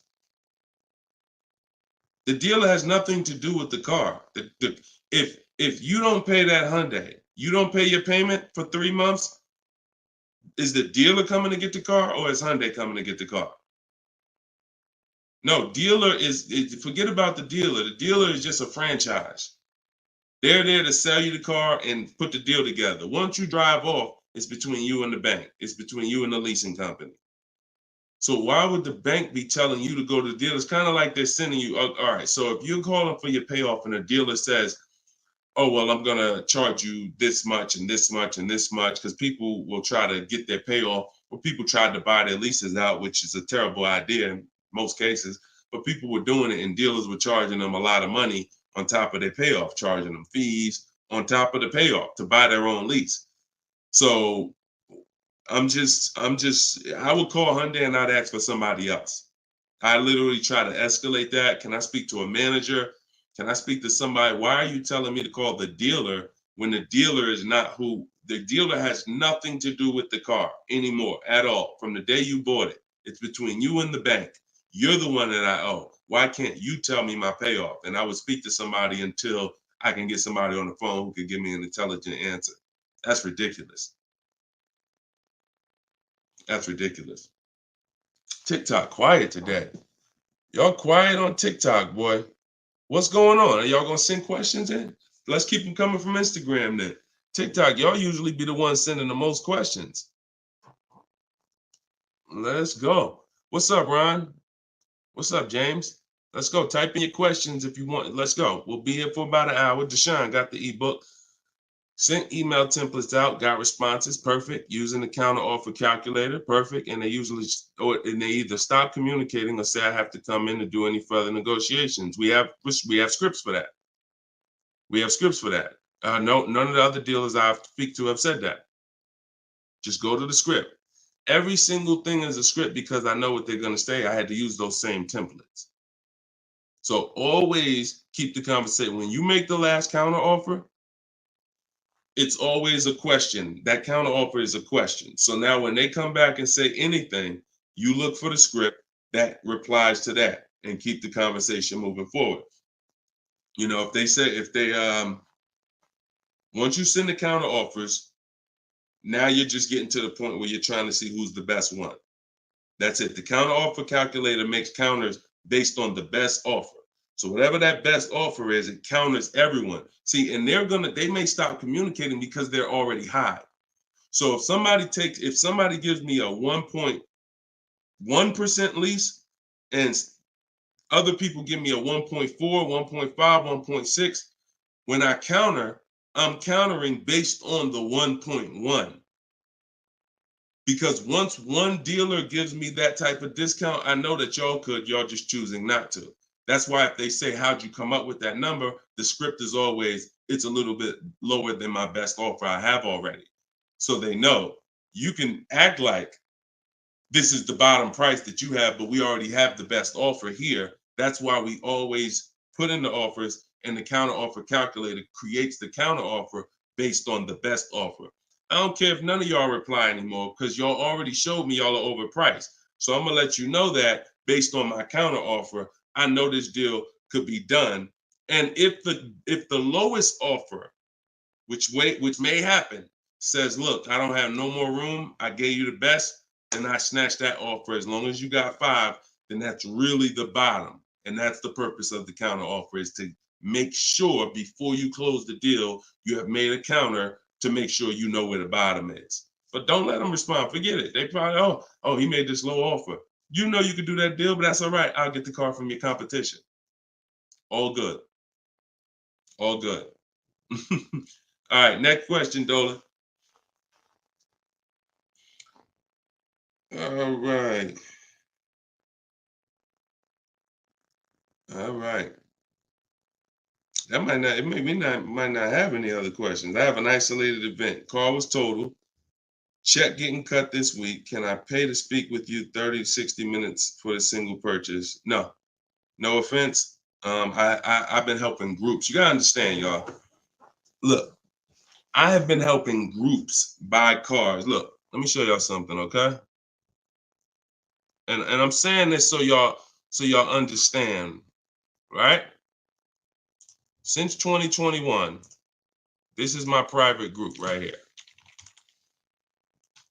All right. This is my private group. We have 1,400 people in the group. Now, not everybody who joins us in Maps Academy joins the group, because some people just don't come to Facebook. They'll come on my Zoom coaching calls. But this is how I help people one-on-one. Not even one-on-one. This is how, when you see, can everybody see this? I just want to make sure everybody can see this. This is how I work with people. If you're getting my book, you got my book, you got my strategies. This is what we've been doing. Look at the dates. Look at the dates on these cards. All recent. So I don't work with it. It makes no sense for me to work with somebody one-on-one. I don't have to. The people who have been in my group since 2021, we get to the deals, because there's no situation that you're in that's a special situation. I guarantee you that. It doesn't matter. I've had thousands of scenarios. Nothing that you have is special where it requires this special process. Your car got totaled, you need a car, you're going to follow the 7 steps. That's not going to change. If you don't have a car, you can skip the equity assessment. The rest of the 7 steps apply. It doesn't matter. You think you need a special plan. No, you need a plan. And that's the plan that I have in my book or in my group or what I'm answering here. So you can feel free to ask your question. But your situation, this is very common. There's probably 1 million people around the country in your situation right now. Car was totaled, need a car. Common, very common. I know it's like overwhelming for you, not for me though. Super common. Okay, yeah, check your spam, Jerry. Check your spam or your junk folder. All right, Troop Tip. You see that question from Troop Tep on TikTok, Dolan? Unless you got something before that. All right, another one from Instagram. I'm looking to get an electric vehicle, and I'm not one to keep cars. I'm interested in getting a lease, but don't really know how the process works. You must get bids. You must get multiple offers, or you're going to overpay. Electric cars, doesn't matter. Same process. Bid, exotic cars.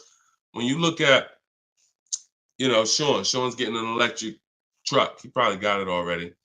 But he sent me this message, and he was looking at a $73,000 F-150 Lightning. He ended up getting $20,000 off the truck. Now he's buying it. He's not leasing it. So, Taupe had an electric BMW lease. She got a BMW i4 e-drive, $54,000. She got her bids. She ended up saving $8,500 total with the rebates and the discount. She's paying $690 a month for a $54,000 vehicle. So these deals that you're seeing, these are real deals. These are below market deals. These are not going to be had going into dealers and negotiating because one, you're never going to get that deal from an 80% dealer. It's not going to happen. An 80% dealer will never discount the car enough for you to get the best price. So you don't know. Unfortunately, there's no sign that's on, hey, we're an 80% dealer. Don't come here. There's no sign. The only way that you know is by getting multiple offers. Now, you could do it manually. You can call around, talk to some sales managers, and try to get at least 5 offers. We do it online. We do it with scripts and templates, and that's what's in my book. So if you just jumped on, my new book is called Cars from Home, 7 Steps to Saving Time, Money, and Avoiding Dealerships. It has all my templates in there, all my scripts. It's normally $97.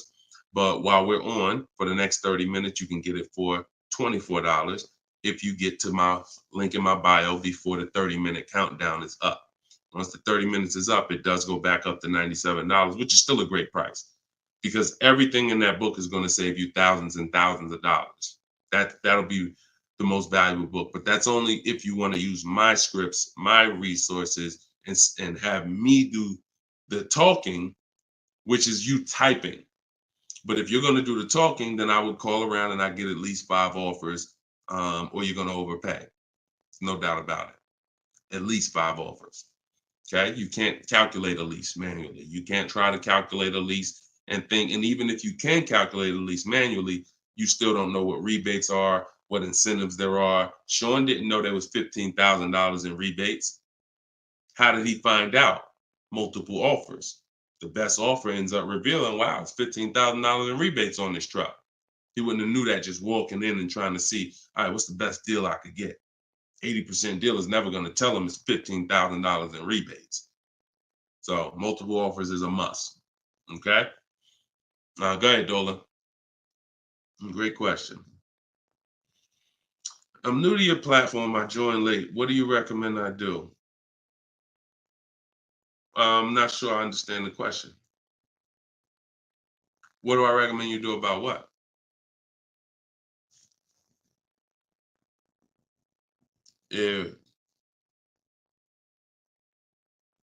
Yeah, Troop Tap. Send a follow-up question to that because I don't really know what you mean by that. What are you're new to my platform? Are you talking about this show? Just be a little bit more specific with your question. Let's see if we can get you an answer. Swagger at Instagram says, I have an S550, still owe 40 grand. I plan on paying it off by summer 2025. Should I trade it for an S63? Run a race and start another race. The whole nother race. So you buy a whole car, spend years to pay it off, throw tens of thousands of dollars at it, pay it off, and then go trade it again and do the same thing over and over again. Next time with a higher price car that you will throw more money at. This is the problem. You don't understand leasing. That's the problem.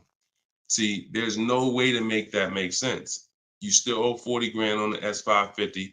You're trading in your cars while they're still losing value every year dramatically. This is what we call the depreciation curve. If you've been on the show, you've seen it before. If this is your first time, this is how you understand what's going on with your car. This is the unseen expense. So when you buy that S-Class, it's losing thousands of dollars every couple months.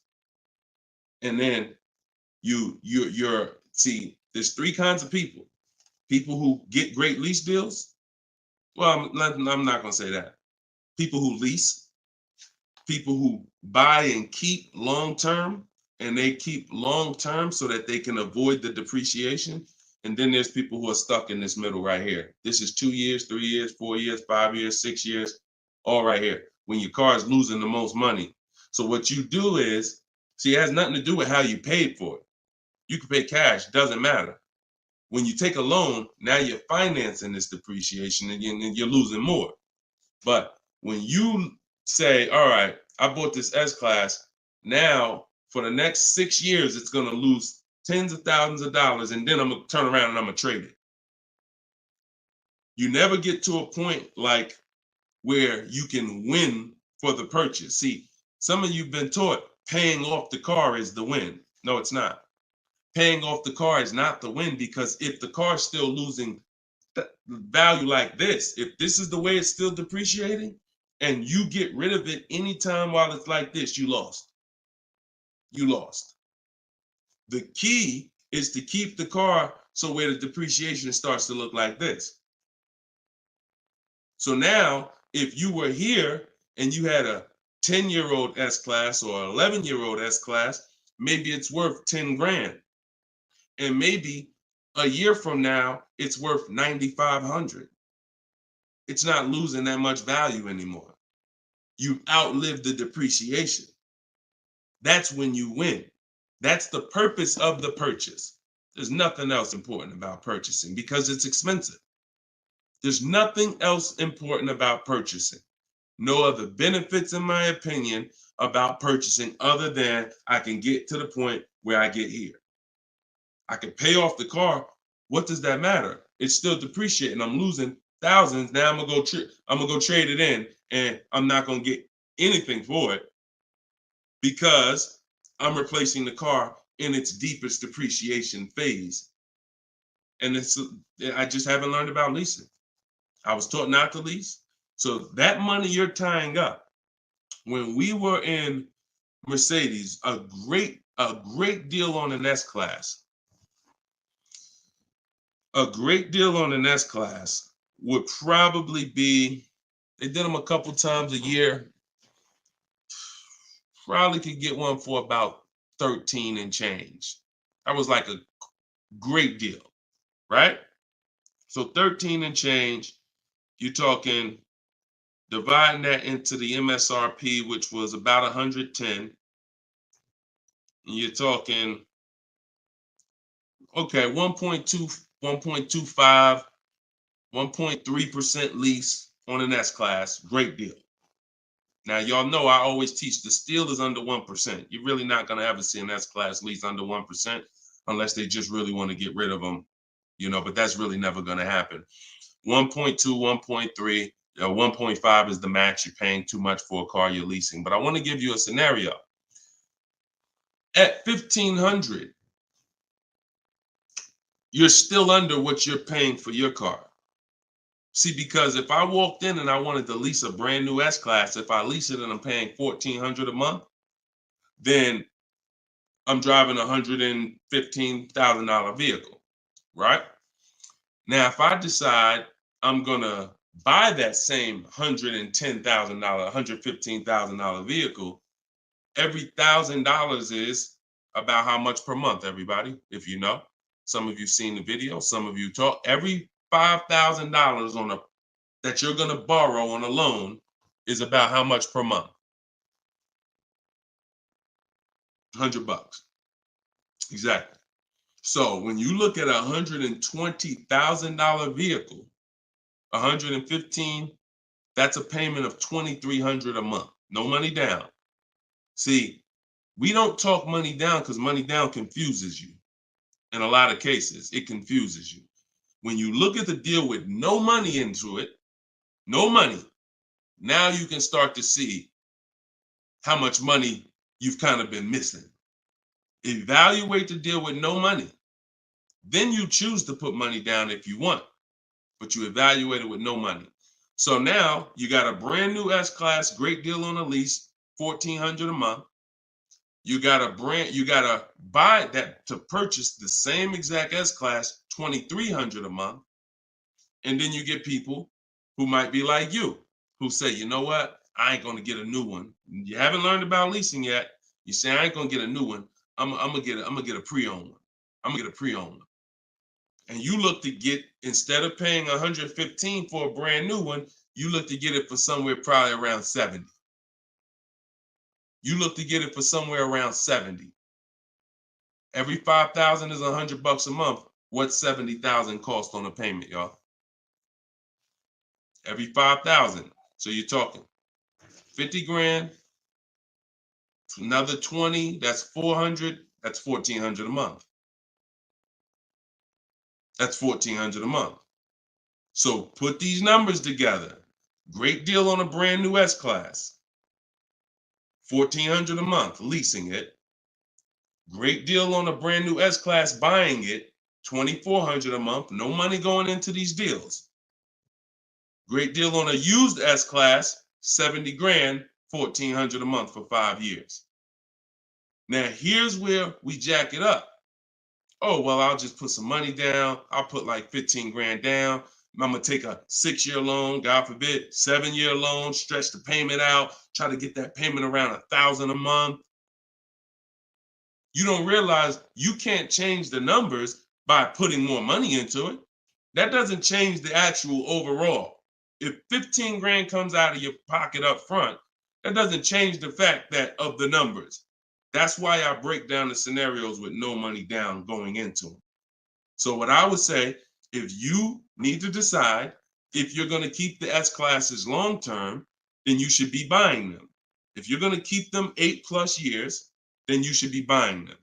But if you're not keeping these cars 8 years, then you should be shopping for great lease deals because you're just throwing thousands and thousands of dollars away. Same price you paid, same money that came out of your pocket for the last couple of years to drive that used S-Class, you could have been driving and leasing a brand new one.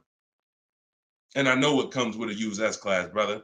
I know it. Been with Mercedes. I was with Mercedes 5 years. I know the maintenance. I know the brake replacements. I know the service Bs. I know how much it costs to have an S-Class pre-owned, no warranty, and everything that happens is on you. So we're not even taking into account the maintenance and the repairs that you have to put into that S-Class that you wouldn't need to put into a brand new one that you lease if you just stop listening to people who told you that you shouldn't lease cars. No doubt about it. So that's the best advice I could give you, brother. All right, go ahead, Dolan. Shoot the next one up.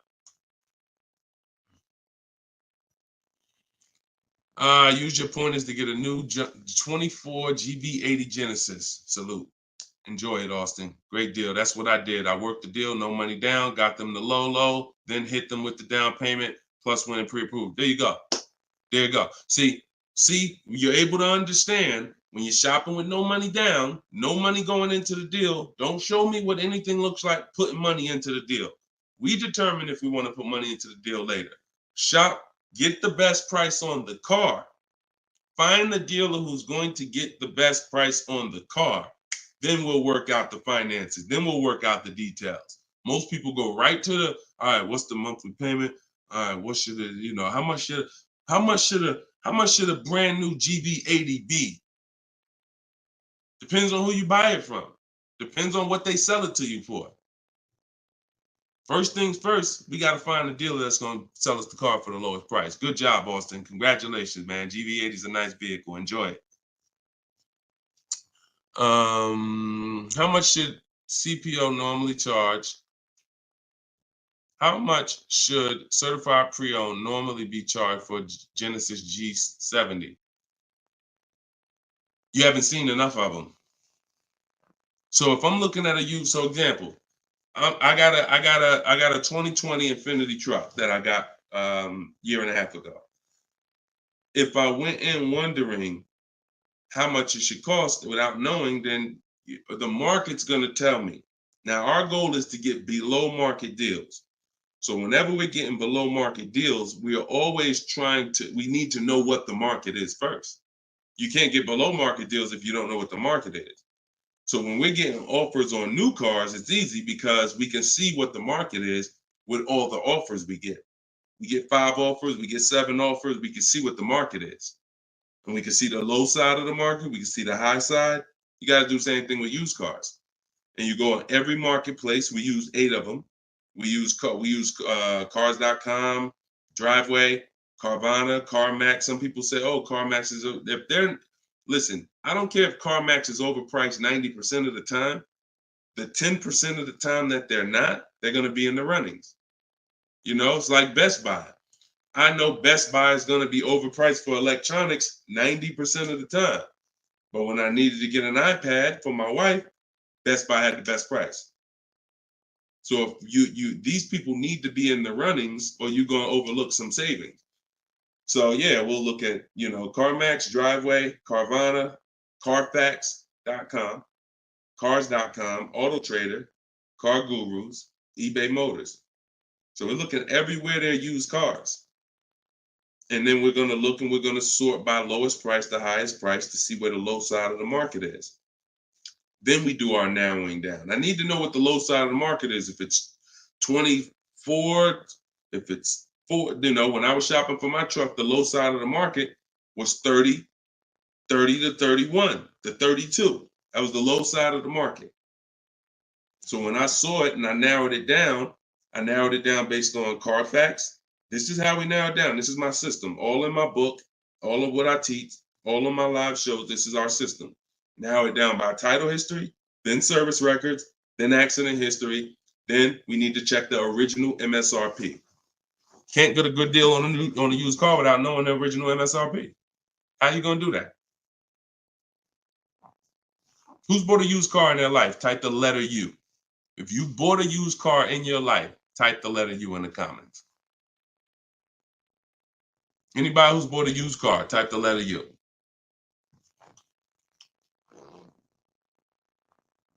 Okay, Cash, I see you. Andre and TikTok, I see you. Okay, Cash, all right.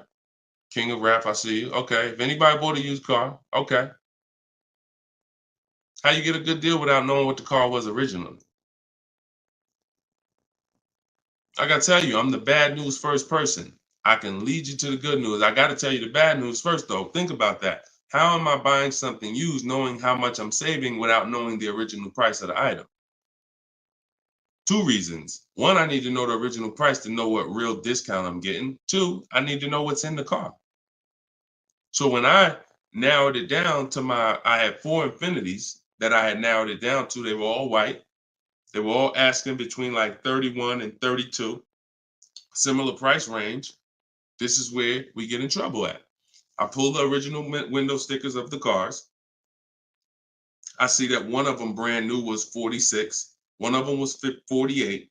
One of them was 52. And the one I got was 54.5, brand new. So I'm able to see the discount percentage. In my book, I call this the true value percentage. This is all that matters when it comes to price. And once you do the check and make sure it's a good car, title history, service records, accident history. Okay, now it's time to get to the money. I need to know what the car was originally. I know 54,000. This one I paid 31.8 for. I got a 42% discount. Now, if I would have took the one that was $1,000 less on the asking price, because I didn't know how to do this. Now I didn't know that one was only 48,000 brand new. So it's a smaller discount. It's probably only saving me 30 something percent. The one I got was 42%. Forget what the dealer's asking. The dealer was asking $1,000 more than the other ones I was looking at. But once I saw what the original price of the car was, I knew that that was the best value because you got the most expensive car brand new. Why would I take a car that has less equipment because they're charging $1,000 less for it? But it has 7,000 less equipment in it, 7,000 less features in it. It's the little things, y'all. It's not the big thing. It's the little things that you're missing. And this is what we do. This is why I'm here. And for those who are willing to listen, we teach you how to do it the right way. These things you haven't been taught to do. And once you hear it, you're like, dang, that makes sense, right? How the heck? Why wouldn't I want to know what the new price was? Don't even know what equipment's in the car. I knew the day I got the car, it was an edition 30. I saw the original window sticker, remote start, all these features, backup cameras all around, black mirrors. I saw all of that because I got the original window sticker. These are the things you must do. And the last thing we do is we verify there's no bogus fees before we go to the dealer. Because some people will be in the lowest prices online, but they have no intention to sell the car for that price. They want you, they're depending on you to come in because they know other people will, untrained, no strategy, walk right in. Hey, I saw the price online. Okay, yeah, sit down, sir. Let me do these numbers for you. Price goes up by $5,000. No intention. So you wasted your time. I'm listen, God bless you. Yo, Deshone, I'll just walk away. I'd rather not walk away. I'd rather you not have to walk away. And when you truly learn the science and the right strategies of shopping online, like I'm teaching you, you won't be walking away because all you lose when you walk away. Still need a car, don't you? Somebody else just gonna buy that car. It's not like you like, oh, I'm gonna put a sign out. Nobody buy this car. They wasted my time. That car gonna sell. So it's best to learn, how can I make sure I never put a dealer in a position to waste my time? Because while you were at that dealer that was overpriced, the best price car was selling. Because the best price cars don't wait online. They 24, 48 hours, they're gone. So while you wasting your time with the fake dealers, the best ones are the car's gone. That was really the good deal. Okay, so you do all of this from home before you go. By the time you go to a dealer to see a used car, you should already know if that car drives the way I want it to drive, the deal is done. This is the best price online. And when I get there, I usually ask for $500 to maybe $1,000 off when I get there. Never over the phone. You have no leverage. Why would I call a dealer that I know, I've done my research, you got the best price car in the market, and call them and say, hey, could you take off another $1,000? No, there's no leverage there. You make sure there's no bogus fees. Then we go. We're there. We test drive. I like the car. Could you do another 500, 1,000? If they say no, you know they're honest. Hey, I don't have a room. Oh, hey, I just put the car online 2 days ago. Like, I haven't even given it a chance yet. I understand. I'll take it. See, you got to know when a deal is in front of you. And that's the problem. You don't have enough information to know when a deal is in front of you. So you're going to hesitate. And you're going to walk away from a deal because you think, oh, nah, dude don't want a deal, man. I asked him to take off $2,000. You can't take off $2,000. You didn't do your research. Because dealers use a tool called vAuto. They know where their car is priced in the market. vAuto tells them where every similar car is priced at online. So if they're the top 3 prices online, they run their business a different way. They want to sell cars fast. You can't go in thinking you're negotiating with someone who marks their cars up by thousands, who's number 15 on the price list. You walk into the best price deal online and think, yo, I'm asking for $2,000, $3,000 off. Let's go. You don't want to negotiate? No, you got it. And when you do your research, you know where the best price is. And that's what I want you doing. I want you walking in, if you're shopping for a used car, knowing this is the best price car in the market. I verified there's no bogus fees. I'm going to drive it, and then I'll ask for a little money off when I get there. And regardless of the answer, I know I won. They split it with me, I won. They can't do anything more because they're the lowest already, I won. If they accept the offer because they're just like, listen, you drove down, man, let's go, let's get it over with, I won. Either way, I win. That's the name of the game. Thanks, Austin. I appreciate you, man. Go ahead, Dolan. Next question. Okay. Casa Day, can y'all keep, if y'all gonna spend some time with us on TikTok, can y'all tap the screen and just run the likes up for us so we can get TikTok, so we can make sure TikTok knows we're doing something big over here. They can send some more people over. Appreciate y'all. Yep. Thank y'all. I see them running up. Thank y'all. Every couple minutes, y'all just tap the screen. It just helps the broadcast. We appreciate you. This is from Facebook. Casa de Sel. Hi, I'm paying off a Land Rover. Blue Book says its trade-in is $40,000. That's garbage. So throw that out the window. Blue Book is trash. Blue Book is a marketing website. They don't buy cars. And so what you want to do is you want to get a real number, which is an offer. Your car is not worth what an algorithm says it's worth. Your car is worth what someone's willing to pay you for it today. So you want to go, this is part of our process. We call it equity assessment. There's 7 steps in my book. Once you decide leasing versus buying, that's step 1. Most important question is, am I going to lease or buy? Because you can't get a good deal on a purchase if you should have leased. No way. If you were supposed to lease, because you don't keep your cars 8 years, but you bought, you have a horrible deal. You're going to lose it depends on the price of the car. You'll lose over 10,000 on a higher price car. You probably lose 4, 5, 6 grand on a lower price car, at least 4 grand, 5 grand. So that's step 1. Now, once you decide that, we move to step 2, which is the equity assessment. Equity assessment is any vehicle we have, we need to assess if there is equity in it or what the equity is. And it's based on offers. So when you go to Kelly's Blue Book instant cash offer, not KBB, not Blue Book, instant cash offer, Kelly's Blue Book, you're going to see that Kelly's Blue Book led you astray. In most cases, telling you your car is worth $48,000. Because this is when we begin to expose that Kelly's Blue Book was a marketing website and they would tell you anything. Kelly's Blue Book is owned by autotrader.com. What they began to do maybe 7 years ago is they begin to buy cars. So they didn't just give you there was a little button on here that says, we'll make you a cash offer. And I would do this with people in the dealership when I was there. They would come in and say, hey, Blue Book said my truck is worth $48,000. I said, oh, really? Well, and I explained to them that Kelly's Blue Book is an algorithm site, but they do have this feature where you can click a button and you go through a nice 5-minute appraisal and they'll make you an offer themselves. So now let's go through this and let's find out what they're going to offer you. And you go through the 5-minute appraisal and they make you a cash offer, and it's usually $2,000 to $3,000 less than what they told you your car was worth. So they'll send you into a dealer fighting for a number that's not real, and you're looking unresearched, unaware, walking out saying, oh, well, I know my car's worth 48. So that's why we don't use them. And again, the offer you're going to get is from them. So it's not even like, well, oh, we don't use Kelly's Blue Book. And then, no, we use Kelly's Blue Book, the instant cash offer tool. And you're going to use that. You're going to use CarMax. You're going to use Carvana. You're going to use Driveway. You're going to use AutoNation, Sell My Car. And you're going to use Car Guru, Sell My Car. And this will take you about 20 to 25 minutes. You're going to get 6 offers because everything we do is a bid.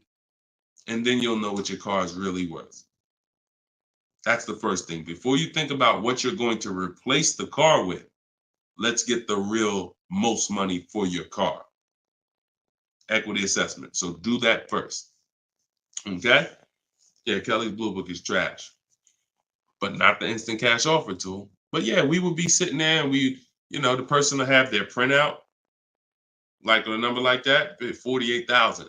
And then we go right through it and they're like, oh, wait, now they only offer me 45. Yeah, right? So if the people who told you your car is worth 48 is only offering you 45 for it, what does that tell you? Oh, go back to that site that they offered you 48. You see all those banners, see all those marketing banners and ads? Yeah, that's why they need millions of people to come there to have that make sense for them. All right, go ahead, Dolan. Next one. Right. This one's TikTok. Can I get advice on walking in a dealership with a check in hand strategy? Don't walk in with a check in hand. 80% of deals are overpriced, Andre. You can walk in with a check in your hand. If you get somebody who's really good, they're going to take the check. And that's the mission. Get that check out of your hand into our bank account. And if you're dealing with an 80% dealer, you lost. See, again, I'm giving you boundaries so that you can understand. If you break the boundaries, if you choose to go over the boundaries, that's fine. But I've been doing this for a very long time, and everybody that knows me, everyone that's close to me, be it here in New Jersey or be it in my group, they know that I'm the person who helps you save the money on cars. I would put my money against anybody that I'll get a better deal than you. Now, if you're shopping, I wouldn't put my money against any of my people who learn from me. Anybody that learns from me, I wouldn't bet that I could get a better deal than them. If we got the same time frame, we're gonna get about the same deal. But somebody who has no strategy, just shopping, going into dealers, I'll put any amount of money. I bet you $1,000 today that I get a better deal than you without even leaving my house. So I want you to be in that position because you don't know who you're dealing with. If you're in an 80% dealer, they knock off $3,000 for you, $5,000. You think you won? Look,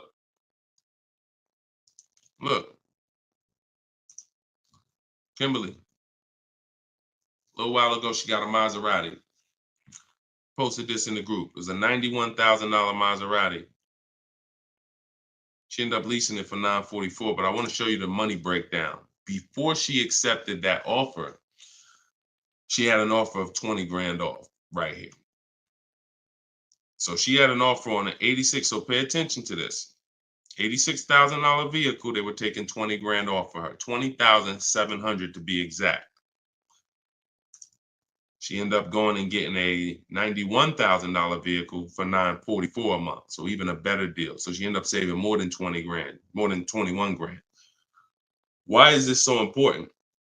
Because if she would have went in and got excited, she'd have walked into a dealer, walked in, and somebody would have said, all right, listen, I know you're serious. Today only, I'll knock 10 grand off for you. 10 grand. She probably never heard that in her life. $10,000 you're going to take off the price of the car. Yeah, I knocked 10 grand off. All right. Somebody who's not educated, someone who's not researched, rather, someone with no strategy.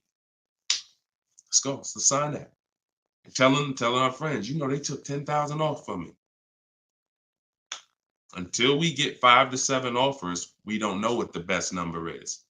She wouldn't have saved over 21,000 on her brand new Maserati. So when we talk about this money is not hundreds. This money is thousands. Some of you, if you're buying luxury cars, tens of thousands, 5-figure deals that you are going to just leave on the table.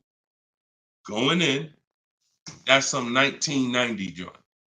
Oh, walk in, check in hand. Yo, I got a check. Who wants to sell me a car? 1990. You're doing the same things that someone in 1990 did. Let that sink in. So what do? You stay home, you get offers from home. Now, all of you who are like, Deshone, I want to do it your way. I don't want to have to figure this out. Give me the roadmap. That's my new digital book, Cars from Home, 7 Steps to Saving Time, Money, and Avoiding Dealerships. All my scripts are in there. My strategies for leases, my strategies for purchases, my strategies for used cars, the bank bidding war, where we make banks and credit unions bid for our loan. We guarantee all the money that we want to guarantee that there was not a dime that we could have saved when we make our car deal. And the only way that's going to happen is through bids. When I sell my car, not trade it, I get bids. When I buy my car, I get bids. When I get my loan, I get bids. You walk in with that check, man, that check won't be in your hand very long. So everybody can get the book for 75% off. It's normally $97. But in my TikTok bio, click the link in my TikTok bio. You won't leave the broadcast, so you could actually come and catch the last couple minutes of the broadcast. But go there as long as you get there before the timer. It's 30 minutes. Once the timer hits 0, it's back up to $97. And if you're on Facebook or if you're on YouTube, we got a link in the comments section for you. If you're watching us on a television, then you can use your camera and you can scan the QR code and it'll take you there. Get your book for 75% off, and you'll have these strategies for the rest of your life. And I also update that book. Some people say, man, is the book available in print? There's too many things that change. I change scripts. I change templates I use, websites change, Vroom went out of business. I need a digital book. I can update the master file so that way you open this book a year from now and it's updated. So you'll see some of you got it 2 months ago and you open it today and you're like, wait, I see something a little different. Yeah, because I update the book regularly. So get your copy before. And even if it goes back up to $97 and you missed the welcome offer, what are you going to save? What do you really think? How much money do you think you're going to save using my stuff? That's what you should be holding me accountable to. I'm going to get Deshone's book, and I want to save the same amount of money Deshone would have saved on this deal. And when you see these people, Bonita, when you see Kimberly, when you see Sean, when you see Eddie, all these people I share throughout the shows, they're getting the same deals that I would have gotten. But they were just like you. They weren't in the car business 14 years. Frina, she just got this Jeep a little while ago. Look, 2024 Jeep Grand Cherokee. Look, $65,000 MSRP, $579 a month, 0.88% lease deal. I use all the scripts, contacted the dealer, I followed the program, used the scripts, contacted the dealer, sealed the deal. We're in a different world. So you either gonna come over to our world or you're gonna stay in your world. And your world is painful and expensive. Painful and expensive. Spending hours in dealerships, multiple visits, going back twice, 3 times. Painful. Every car deal I make is from right here where you see me at. I'm right here. Go ahead, Dolan, shoot the next one up. Austin, I see you. God bless you and everyone online. I have to get back to work. Thanks for checking in, man. Always enjoy the new car too. Because my payment is due in 15 days. Enjoy, man. God bless you. Swagger from Instagram says, is it smart to buy the vehicle after leasing it for 3 years? No, it's a horrible idea. You've already had the vehicle for 3 years. You're buying a used car now. So leasing and purchasing is an entirely different philosophy. When we lease, we're getting great lease deals. We're driving vehicles for pennies on the dollar compared to people who purchase them. All those lease deals. You saw Frina, that same $65,000 vehicle is $1,100 a month. Someone is out there paying, unless they put up a ton of money down, they are out there with that same Jeep that Frina just picked up and they're paying $1,000 plus a month for it. She's paying $579. Why? Because they said they don't lease? Well, you go ahead with your non-leasing stuff and pay double what I'm paying. Now, if you're keeping the vehicle forever, 8, 10, 12 years, in my book, I created the 8-year rule. The 8-year rule is when you begin to win as a purchaser, because that's when the depreciation is going to cool off and make sense. You can get some of this money back because the person who's leasing is killing you in terms of the money that's not coming out of their household compared to yours. They're killing you. So you now need to try to catch up one day. And if you catch up, the only way you catch up is you keep your car until the depreciation cools off 8 years, 9 years, 10 years, 12 years. And that's where you win. You can't do that with a lease. But keeping your car 6 years or 7 years is not anywhere near enough time for you to catch up to a person who leased and got these great lease deals. Because you're paying for the whole car. New car, used car, doesn't matter. A new car, you're paying thousands more than a person who leases. A used car, over 8 years, you're paying about the same money as a person who leases for a used car. So by the time you go and replace that car, if you kept it 8 years, your car's already 11, 12 years old, 13 years old.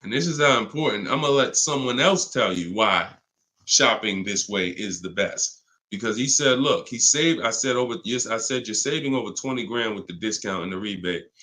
But the only way to know is this the best deal is to compare to the other offers. Because again, I don't know if you could look. I sold a Maybach back in 2015.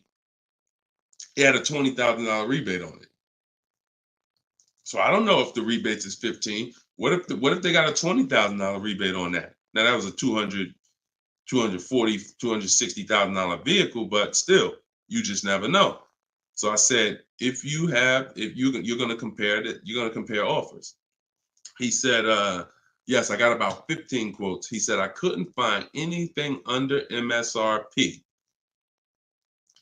He ended up expanding his search to 150 miles to find this deal. So he's driving probably 100 miles somewhere. I doubt it's all the way 150 miles, but maybe he's driving 100, 120 miles. But look what he's saving, 20 grand.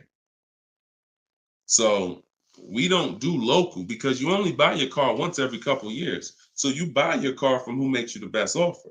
You service your car from where it's the most convenient. Yeah, we drive to get our deals because most of the time the dealers that are near you, they feel like they own you anyway. So when they see the zip code, they think, oh no, we don't have to make, this person's local. This person's 20 miles away. No, we're not gonna do nothing crazy. But when those people who are 100 miles away from us see us pop up on their computer, and they're like, oh wait, we could take a deal from our competition. All right, let's do this. Sometimes they'll beat the deal that your own local dealer won't get. Your local dealers are charging you the most money. Local dealers are hands down most of the time charging you the most money. Everybody close to you, because they just like you close. You ain't gonna shop. The statistics show you shop 2 dealers before you make a deal. That's what the statistics show. Look, right here. Let me show you something. When I tell you, look, no offense, I wouldn't be trying to help you if I could, but I got to keep it real to you. This is all stuff we know about you. Look, how many dealers does the average person visit before buying? 39% future car buyers plan to visit at least 3. They won't, because the actual statistics show 4.2 websites a person visits, and then it's 2. It's actually 2. Hold on. Let's see where it's at. Only 1 in 3 potential. The answer's 2. I ain't got to tell y'all. People say, oh, I plan to visit 4 dealers. You ain't visiting no 4 dealers. You're going to get tired. Time you get to the 3rd one, you're going to be like, okay, this is getting old fast. I think we could get it over with. 2 is the answer. So if the industry knows that you visit 2 dealers before you make a deal, why would I give you a great price? So when you're using what I'm telling you to use and you're sitting at home and you're talking to 25 dealers, you have 25 dealers in your inbox. When you're sitting at home and you're looking at all the used car market in a 150-mile radius of you, oh, now you're not the normal shopper. The normal shopper is going to get the normal deal, market value or over market value. That's what normal shoppers get, depending on how bad you are, over market value, depending on how unaware you are. But market value, over market value. That's normal. People with strategy, multiple dealers getting bids, below market. That's the difference. We shop wide. This local is dead to us. Local is dead to us, and it should be dead to you. I want you to kill it. All right? Kill that whole mindset. I don't need to buy my car locally. I'll drive into the next state. I remember Shonda last year, California, she bought a Volvo and she said to Sean, she's in our group, she said, everybody in Northern California, she said, my best deal, I think she was saving like $3 grand off MSRP. And she's like, but it's a dealer in Southern California though, that's taking like $6 grand off of me with my Costco rebate. I said, okay, what you gonna do? She said, I just bought a plane ticket, $79. I said, there you go. That's what I would have did. That's a sweet plane ride. I'm taking a plane, $79 to save 3 more grand than my local dealer was gonna give me up here. Sweet plane ride. So local's dead to us. We go where the money is, and we enjoy that ride home. Nothing like driving home for an hour knowing you just saved a ton of money. So that's it, y'all. We've been on for about an hour and 15 minutes. We like to keep these shows right around there. In my bio, I do have the link to when I'm going to be live next. So I'll make sure that, as long as we keep doing these live shows, again, it's going to be up to you guys. If you guys continue to show up, if you guys continue to tell your friends, then we'll keep doing the shows. But if not, we can certainly do the broadcast, because the broadcast, people get value out of them. So we've seen it, for the last 3-4 weeks since we've been testing this, we've seen people get value out of the rebroadcast. So what's the point in Deshone coming live regularly if people are going to sit and watch the rebroadcast? So, but if y'all going to tell people when we live and bring people and share, then certainly we'll keep the live shows going. But the entire show is sponsored by my new digital book, Cars from Home. So if you want everything I teach in one place, you got it right there. We don't hold back on this show. We don't hold back in my social media videos. That's why they're, thank God, continuing to be seen by millions of people. But that's for different types of people too. So whenever you're navigating all my social media videos and you're trying to piece it together, some stuff is in there for high mileage drivers. Some stuff is in there for used cars. Some stuff's in there for leasing. Some stuff's in there for negotiation. Some stuff's in there for how to format your deal. So you're trying to piece all this stuff together. If you say, Deshone, I want this all in one spot, step by step, that's my new digital book, Cars from Home, 7 Steps to Saving Time, Money, and Avoiding Dealerships. And you can get it for 75% off in my TikTok bio, in my Instagram bio, or in the comment section on Facebook and YouTube. Also in my bio is a link, and we'll put one in there in the comment section as well, is a link to my masterclass that I did. It's called Everything You're Doing Wrong Buying, Selling, and Leasing Cars. So that's an on-demand class. You'll need about an hour. We go very deep on leasing versus buying there with scenarios. And I go over 23 mistakes that most of you are making. And, if you're going to really save money on your next car and every car, you're going to need to stop making those mistakes. So that is in my TikTok bio and my Instagram bio as well. And you can certainly just get in where you fit in. I make the information available. Get it how you want it. Just get it. All right. I'll see y'all on the next show. God bless you.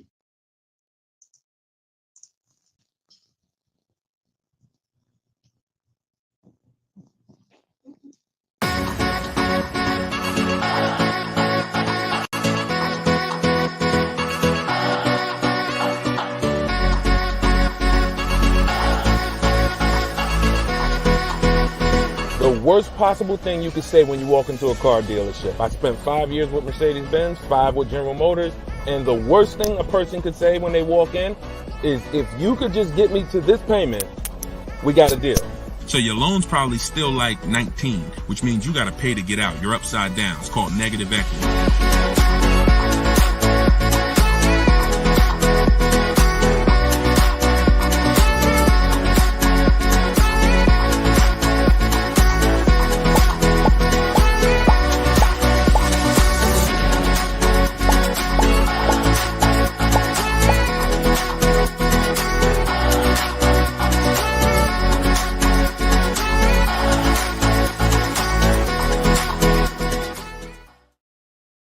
What's going on? Welcome, everybody.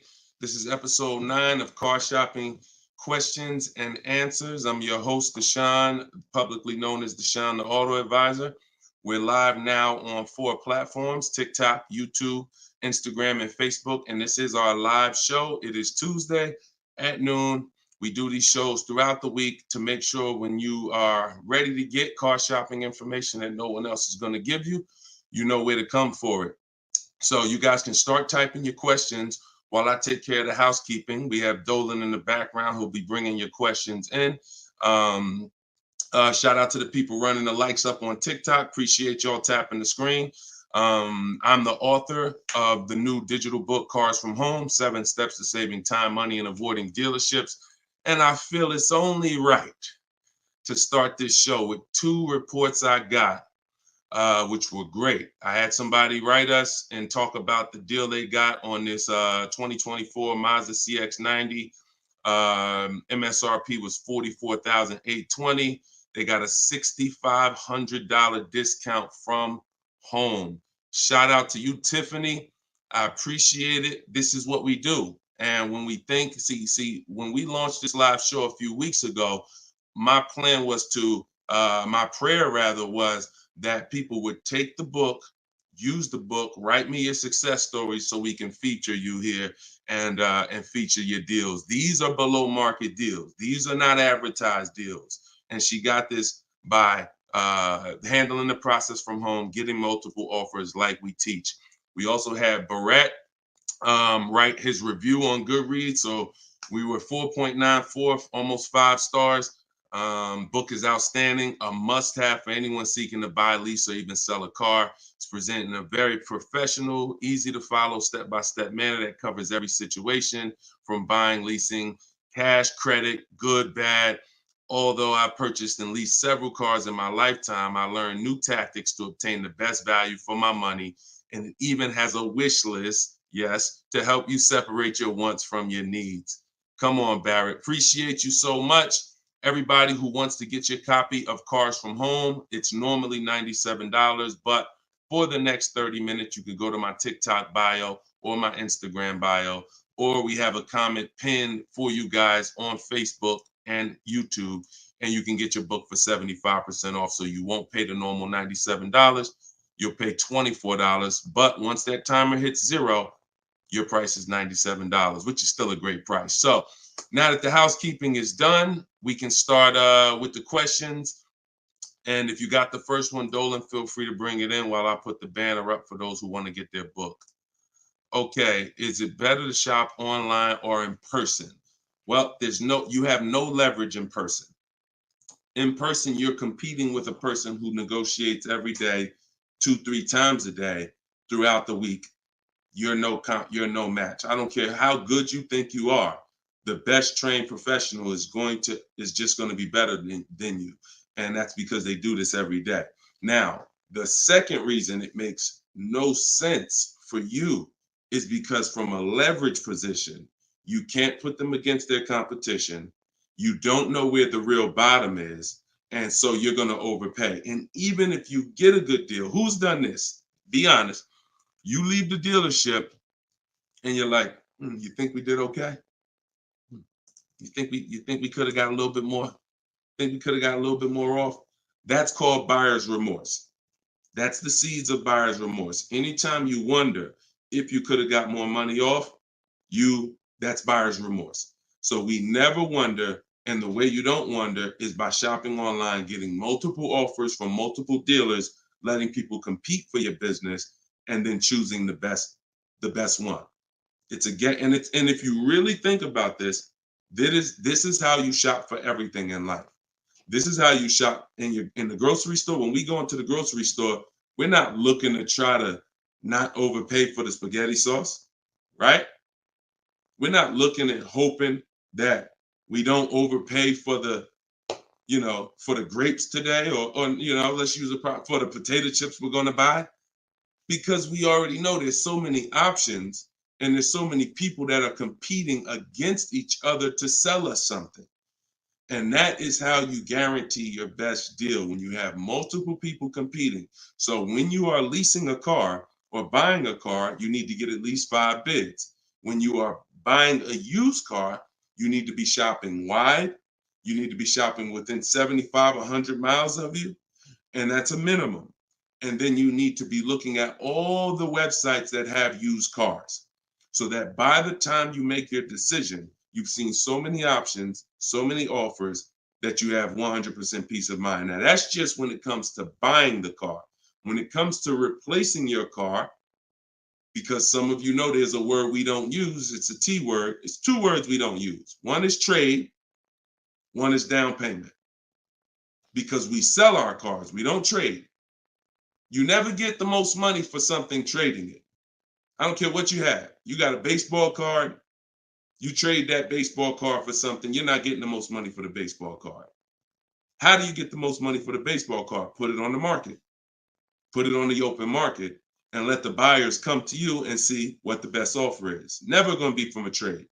Now, the only time we do have to trade is if you're in a negative equity situation. If you're in a negative equity situation, then, and you have too much negative equity, you're going to need to do a trade if you can't pay the difference. But other than that, you know, these are the things that these are the things I want you to etch into your mind. We don't trade, we sell, get bids. We get, when we get our loans, we get bids. And when we buy our cars, we get bids. That's how we guarantee that we get the below market prices that other people aren't getting. Okay? Go ahead, Dolan. If you got the next question, shoot it up. Okay, this one's from Instagram. What fees are included when you buy a car from out of state?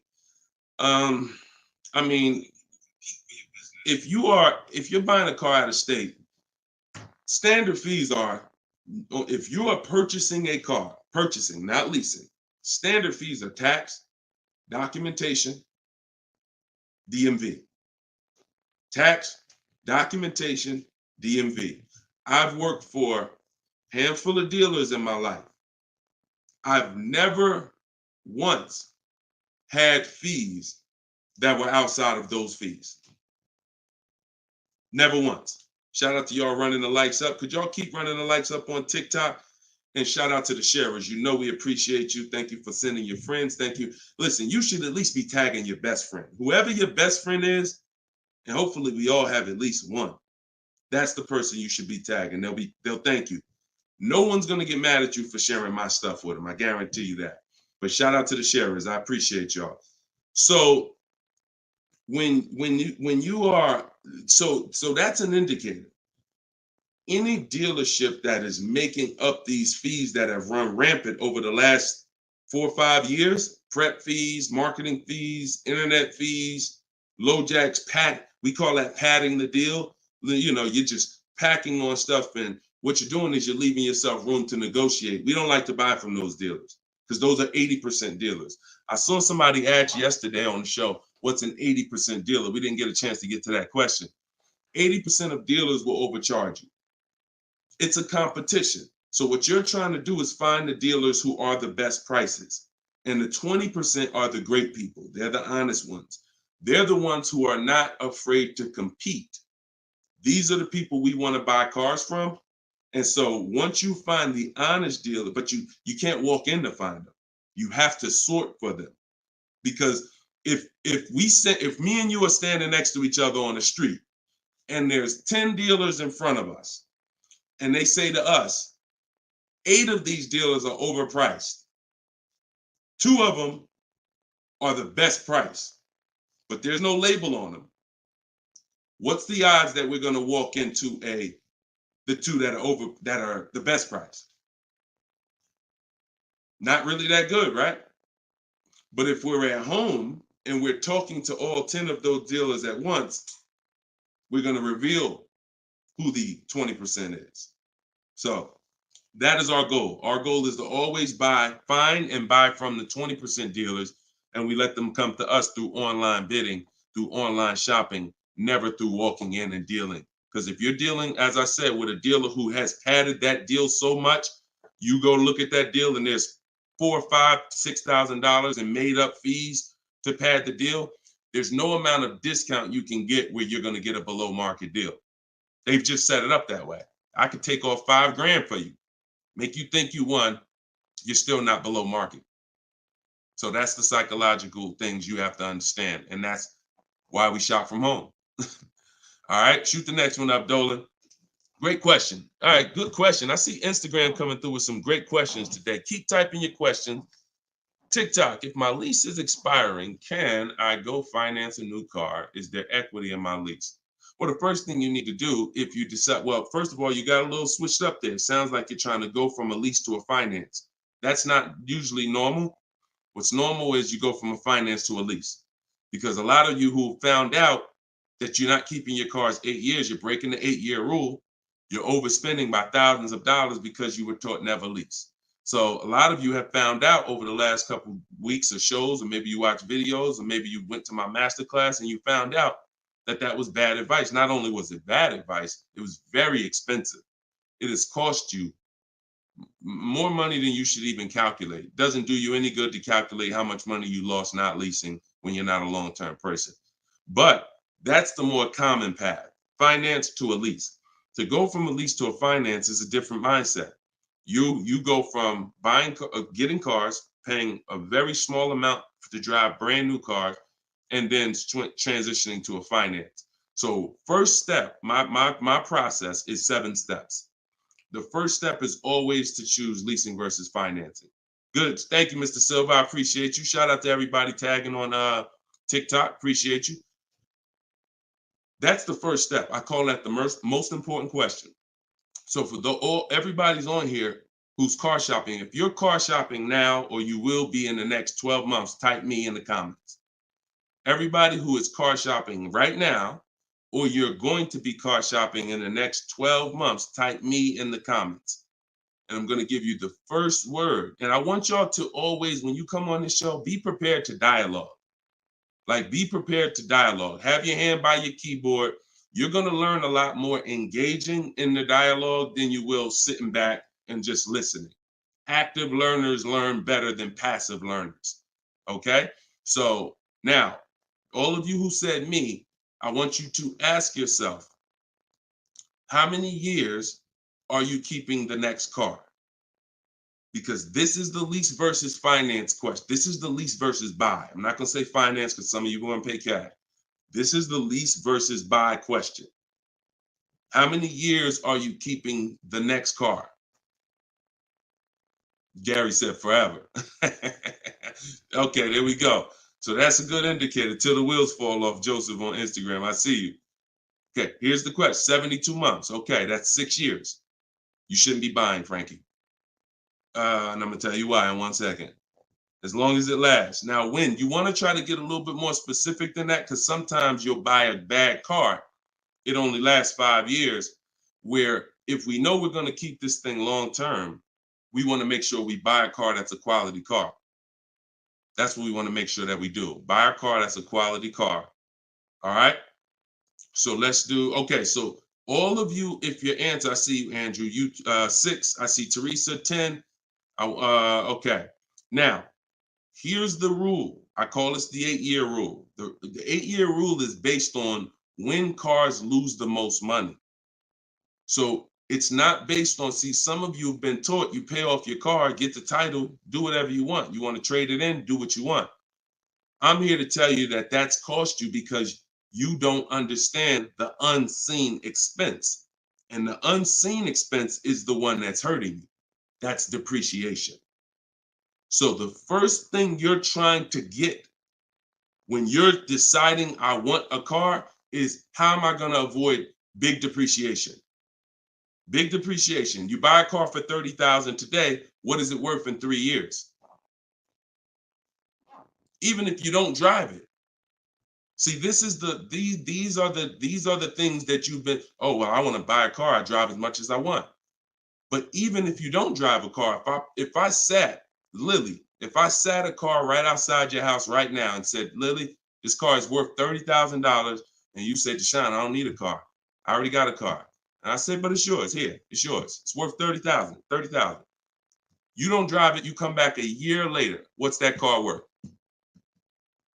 Told y'all, stay by the keyboard. What's the car worth? See, we're going to dispel this myth right now, because some of you don't understand, because of what you've been taught, that you think, oh, if I buy a car, I could drive it. I don't pay for the mileage. I'm going to show you that not only do you pay for the mileage, you pay even if you don't drive it. See, look, Alvin said 24. Look, didn't drive it 1 mile. Days on Instagram said 24. Look, didn't drive it 1 single mile. That's probably accurate. So think about that. If that's many people will mention depreciating assets. That's a very common word, but we're now going deep on what that actually means. Depreciating asset means I purchase something, I acquire something, whether I use it or not, it's going down in value. If I use it more, it goes down in value more. So the first foundation that you need to get is leasing versus buying. This is why if you don't lease, but you should have leased, there's no way to get a great deal. Because when you get great lease deals, some of you seen Danielle. Danielle got an Audi A3, $44,000 car. She's paying $550 a month, no money down. So that's Danielle. So when you consider what that car would have cost her if she purchased it, no money down, probably would have cost her about $900 a month. $900 a month. Every 1,000, but every 5,000 is about $100 a month, depending on interest rates. 5-year loan. So foundation. So what you're trying to do is avoid the depreciation. Y'all know when I break this out, y'all know what this means. Some of you, if you're new here, you may not know, but this is what this means. This is how your car loses value year 2, year 3, year 4, year 5, but then it starts to level out. And what you want to get to, forget paying off the car. You could have paid cash for it. Doesn't change this. Deshone, I got a loan on it. Doesn't change this. This is the actual asset value. This is the car's value. Forget the loan that's attached to it. This is the car's value. So your goal in purchasing, if you want to avoid this, see, some of you buy cars, trade them in here. Trade them in here. That's 2 years, 3 years, 4 years. You're trading the cars in when they have lost the most value. And that's a losing formula. Now, there's 2 ways that we avoid this. One is long-term ownership. Who has a car outside? They've had it for more than 8 years. More than 8 years. Type me if you have a car in your driveway or in your household, you've had it for more than 8 years. Type me. I see you, Gary. Okay. Okay, I see you, Sergio. 8 years. I see you, 12. Now, this is where you win. Here's why. Your car is no longer losing value like this every year. Now it's only losing a little bit. Now it's only losing a little bit. You beat depreciation. See, the goal with a purchase is to beat depreciation, not pay off the car. You could pay off the car and still lose to depreciation because you replaced the car in the early life cycle. So if you are not buying the car with the intent to keep it long term, 8 years, there's no comparison to a person who's leasing. So there's 2 sides. One is the people like Danielle. One of the people who are like, Deshone, I'm not keeping a car 8 years. You should be shopping for aggressive lease deals, not normal lease deals, below market lease deals. That's what I teach. Or you should be purchasing, getting great deals, below market deals on purchases, new cars, used cars, with the intention to keep them long term. That's it. So that's all step 1. I call that the most important question. That my book is broken down into 7 steps. It's called Cars from Home, 7 Steps to Saving Time, Money, and Avoiding Dealership. Step 1 is the most important question. That's what we just hit on. It's the leasing versus buying, because you need to pick a side and you need to have a long-term plan based on what side you're picking. You can't be stuck in the middle. Stuck in the middle, you're going to lose all the money. You lose all the money stuck in the middle. Purchasing cars, flipping them in 3, 4, 5 years, you're losing all the money. Buying your leases out at the end, you're losing all the money because you're mixing the 2. Lease or buy long-term. This in the middle right here, that's the danger zone. Everybody clear on that? If we're clear, type clear. If we're clear, type clear. All right? This is Monday's live show. But wait, what day is it? This is Tuesday. Tuesday's live show, 12 o'clock. So whenever y'all don't see the banner on the show, then you know it's live. If you see the banner that says when we're live, then you know it's one of our rebroadcasts. But if you don't see the banner, that means we're live and you can start typing questions. All right, clear. All right, everybody's clear. Now let me hit the second part of Frankie's question. Okay, and for those who just came on, everything I teach is out of my new digital book. It's called Cars from Home, and you all can get it for 75% off. It's normally $97, but in my TikTok bio, in my Instagram bio, and in the comment section on YouTube and Facebook, we put the link there for you so that you can get your copy for it. You won't pay the normal $97, but you only got 30 minutes. It's a welcome offer. Once that clock goes down to 0, Your price is $97, which is still a great price. You saw how much money Tiffany just saved on her new Mazda, just using what's in the book. Saved herself, I think, $6,000. So go ahead. Oh, no. So, and then you move into the equity assessment.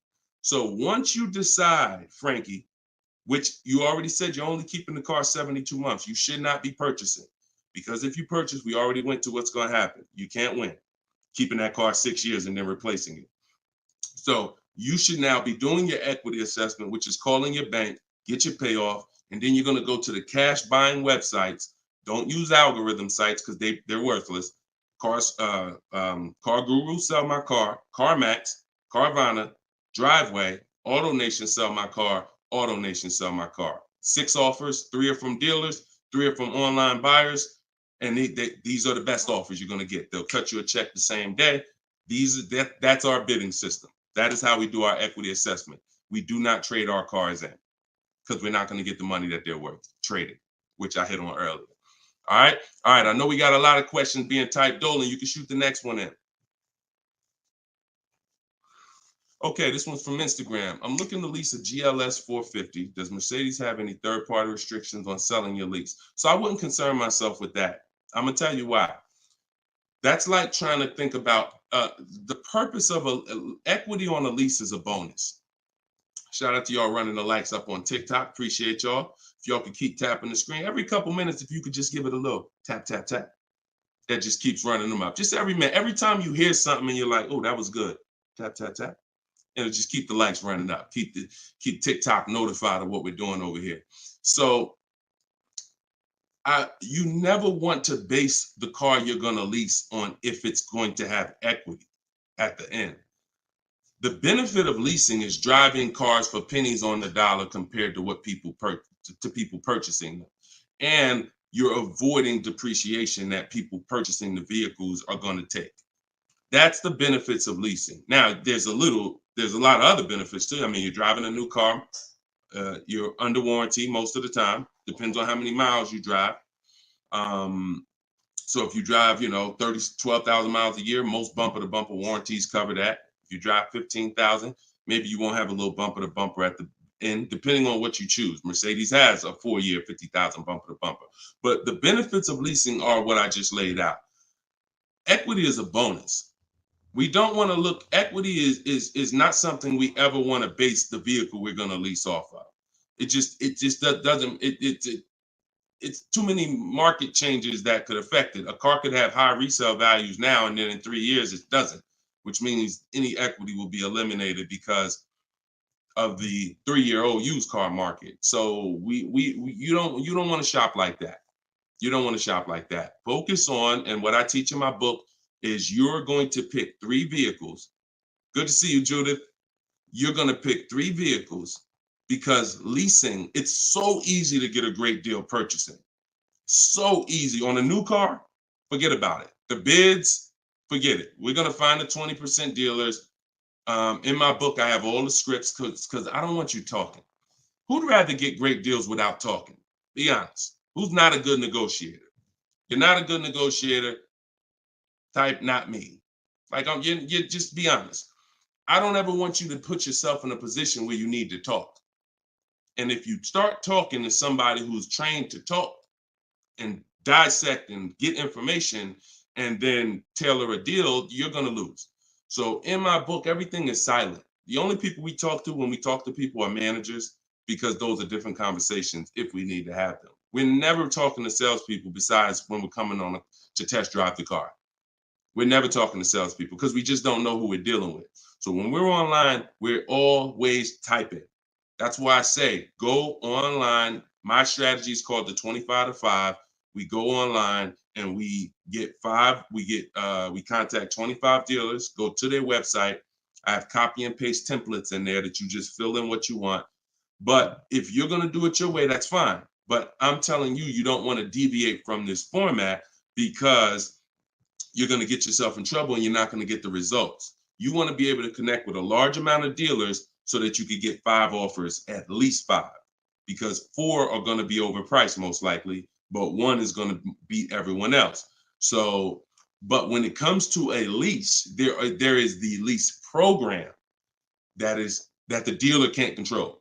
So we don't know what a lease program is until we shop offers. So there's no way you can look at the residual value. You can look at all this money factor. I know some of you who are in the math, you're like, oh, well, I'm gonna just look at the money factor and see. You can't tell because it can have a high money factor, but it have some good rebates. The only way we know a great lease deal is to shop the market, get our offers, and then if the lease program, if the best offer doesn't get you under 1.5% with no money down, then it's a bad lease program.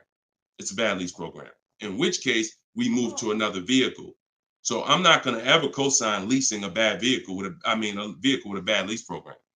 I've had all types of people hit me, Deshone, I'm looking at this Range Rover, man, but I did all the offers, and they'll be in the group. We have a private group, and I get to talk to people all around the country about this stuff. So they're like, Deshone, you think I should move on? I'm like, look, you could wait till next month, see if the program gets better.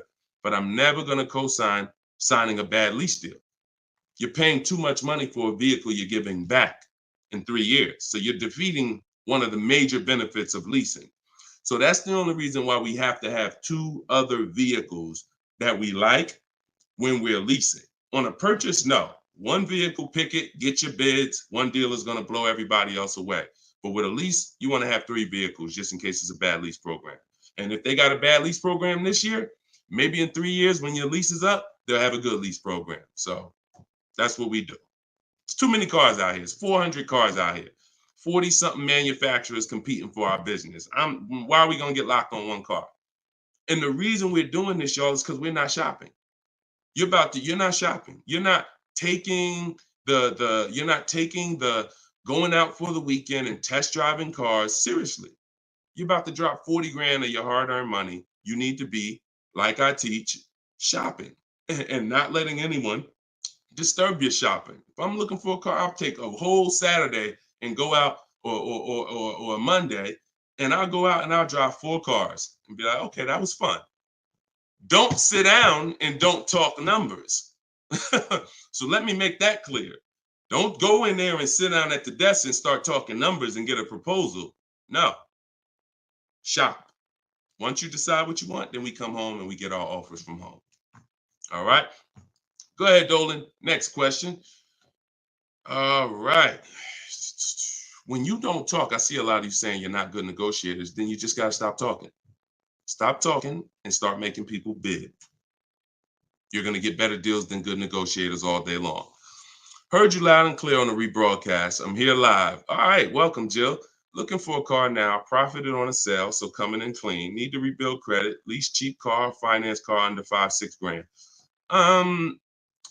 It depends on where your credit is. If you're in the mid-6, I teach something called, profile over score. So if you have a paid off car, if you have nothing gets you approved for a car like on-time car payments. If you've been making on-time car payments for 2 years, 3 years, you're typically going to get approved for most leases. As long as you're not going from like a $450 payment to a $900 payment. But if I'm in a state where if I'm in that mid 6s, 660, 670, I go for the lease. If I'm in the low 6s, then I go for what I call a smart car, which is the car to set you up to lease. So your goal is to get the least expensive car you can get a loan on, quality car. You want to go small as possible. Small as possible. And small as possible for you might be you need a sedan. You might need 3 rows. But I teach something, and that's what we were talking about when I posted that review that Barrett wrote for our book today. He was like, we get a wish list for needs versus wants, because oftentimes we confuse these. Needs are things you can't live without. I need to have this, or the car's not going to do what I need it to do. I need to have it. Wants are things that you'd like to have, but you can live without. When it comes to getting a smart car, and it's not the little smart car, y'all. I have a different. That's a different meaning for us. It means saving money at the right time. That's what we call smart cars. Saving money at the right time. So if you can't qualify for a lease and you want to set yourself up, then the vehicle you get now is super important. The vehicle you get now could either set you back from leasing because you bought too much vehicle, payments too high. You didn't buy a dependable vehicle. It's not going to last. It's going to start having problems. It's It's going to break down. You might miss payments because of that. These are all the things you want to avoid. This is why I'm giving you these boundaries that you don't, kind of go off of. But this usually happens when you're trying to get too much car. Quite honestly, if I was trying to get a smart car, I would be trying to get the smallest car I could, drive it for 2 years. Let the family be uncomfortable. Listen, y'all, I know it's tight, but in 2 years, I'm going to get out of this and I'm going to drive off the lot in a brand new lease. So the key is the payment's going to be low because those smaller cars are only 25 grand new, 28 grand brand new. When you get them used, you could get a nice one for about 10. Finance it. You don't have to take a 10-year-old one. So you want to get one that's relatively, good. It needs to last you 2 years or the plan's messed up. So you get the smallest car you possibly can. You drive that 2 years, that's your sacrifice car. And then you flip out of that car. Well, after you have 2 years of on-time payments, you flip into a brand new lease, and then you're leasing new cars from now on. That's what I do, depending on your situation. If you're high sixes, mid sixes and up, I go for the lease. If you're under that, then I would go for the smart car. Okay? All right, keep me posted. Good job. Just having a plan. Having a plan. Go ahead, shoot the next one up, Dolan. I forgot to tell you. Yeah, I see you, Jill, and keep that up. This is a different Jill, I think. This is a means to my dream car. I'm a patient. Yeah, I'm patient. My husband has the needs car. There you go. There you go. You can flex in 2 years. You can flex in 2 years. You do this right. You drive this car for 2 years. You don't miss any payments. Make sure when you're buying a $10,000 car and you finance it, payments are $250 a month for 5 years. You don't have to take a 6-year loan. You don't want to take a long loan on a smart car. You want to take a shorter loan, pay $250 a month. Now you're not going to miss those payments. Match it $300, depending on the interest rate, could go higher, $325. But the point is that's affordable. So it's not going to mess up the plan versus you trying to pull out in a $25,000 used car with a high interest rate. Now your payment's $575 a month. You get what I'm saying? So just stay focused, stick to the plan. All right. This is another Jill from YouTube, I believe. Buyout is, go ahead, keep that one up. Oh no, I saw that one. Get the one you just had up, Dolan, from the other Jill. Yep, thank you. So buyout is $36,000 on my 2023 Audi Q5. I want to lease a Range Rover Sport. Should I sell on my own or turn into the dealer? Doesn't look like, and I'm just going to tell you, this is not usually when we do an equity assessment. Now, if you can get out, break even, great. You're driving a 2023 Audi Q5. I don't know who told you that you could switch cars that fast, but it doesn't happen that way. And so the only time in history that we've been able to switch cars that fast is when there was a once in a lifetime seller's market, 2021, 2022, 2023. Once in a lifetime. Chip shortage, every single car was worth 7,000 to some of the trucks were worth 10 to 15 grand more than they would normally be worth. Now, I told people back in 2020 that 2021 that was going to come to an end, and don't get used to this. But I told everybody who would listen, you need to cash out now because your vehicle is never going to be worth more today, never going to be worth more than it is today. But that's over. So if you may have cashed out, some people, you sold a car. If you sold a car back then, you can type, type dollar signs. If anybody sold a car from 2020 to 2023, and you got crazy value for it. Some people were like buying cars, and 2 years later, they got all the money back. I did that twice. I leased a brand new Jeep, 2018, and I sold it in 2021, and I made $8,900 after I drove it for 3 years. And my mother, I helped her sell her Mazda CX-5. She was a low mileage driver, and I helped her cash out. She made $10,200 after she drove it for 3 years. Made a video. I recorded her and my dad. They couldn't believe it. They couldn't believe that they drove a car for 3 years, turned around and sold it, got every single dollar they put into it back. And he was like, all right, man, I'm looking forward to doing this again. I said, Dad, this ain't gonna happen again. So enjoy it. You were part of a once in a lifetime market where you cashed out and you won. But we cannot base our strategy anymore off that. That's over, and you'll get in trouble financially trying to do this. So there is no setup where you could buy a car or lease it and in a year, 18 months, replace that car. Just not. Because we already talked about earlier, let's take a $50,000 car. A year later, if you don't drive it 1 mile, what's it worth? Didn't drive it 1 single mile, just parked it right outside your house. 43, 44, max, absolute max. So when that car is losing value like that, whether you bought it or leased it, the asset, it's what the car is worth. Forget about the finances attached to it. You can't, and look, if it's a Jeep Wrangler, if it's a car that has a high resale value, like a Jeep Wrangler or a G-Wagon, these are top 10 best resale values in the world, then all I'm going to do is after I lease it, I'm just going to sell it and I'll make the equity. But I'm not going to look to trade that car or replace that car in a year, 18 months, break my lease contract. Now you do your equity assessment, Jill. Call your leasing company, find out what your payoff is. You said it's 36.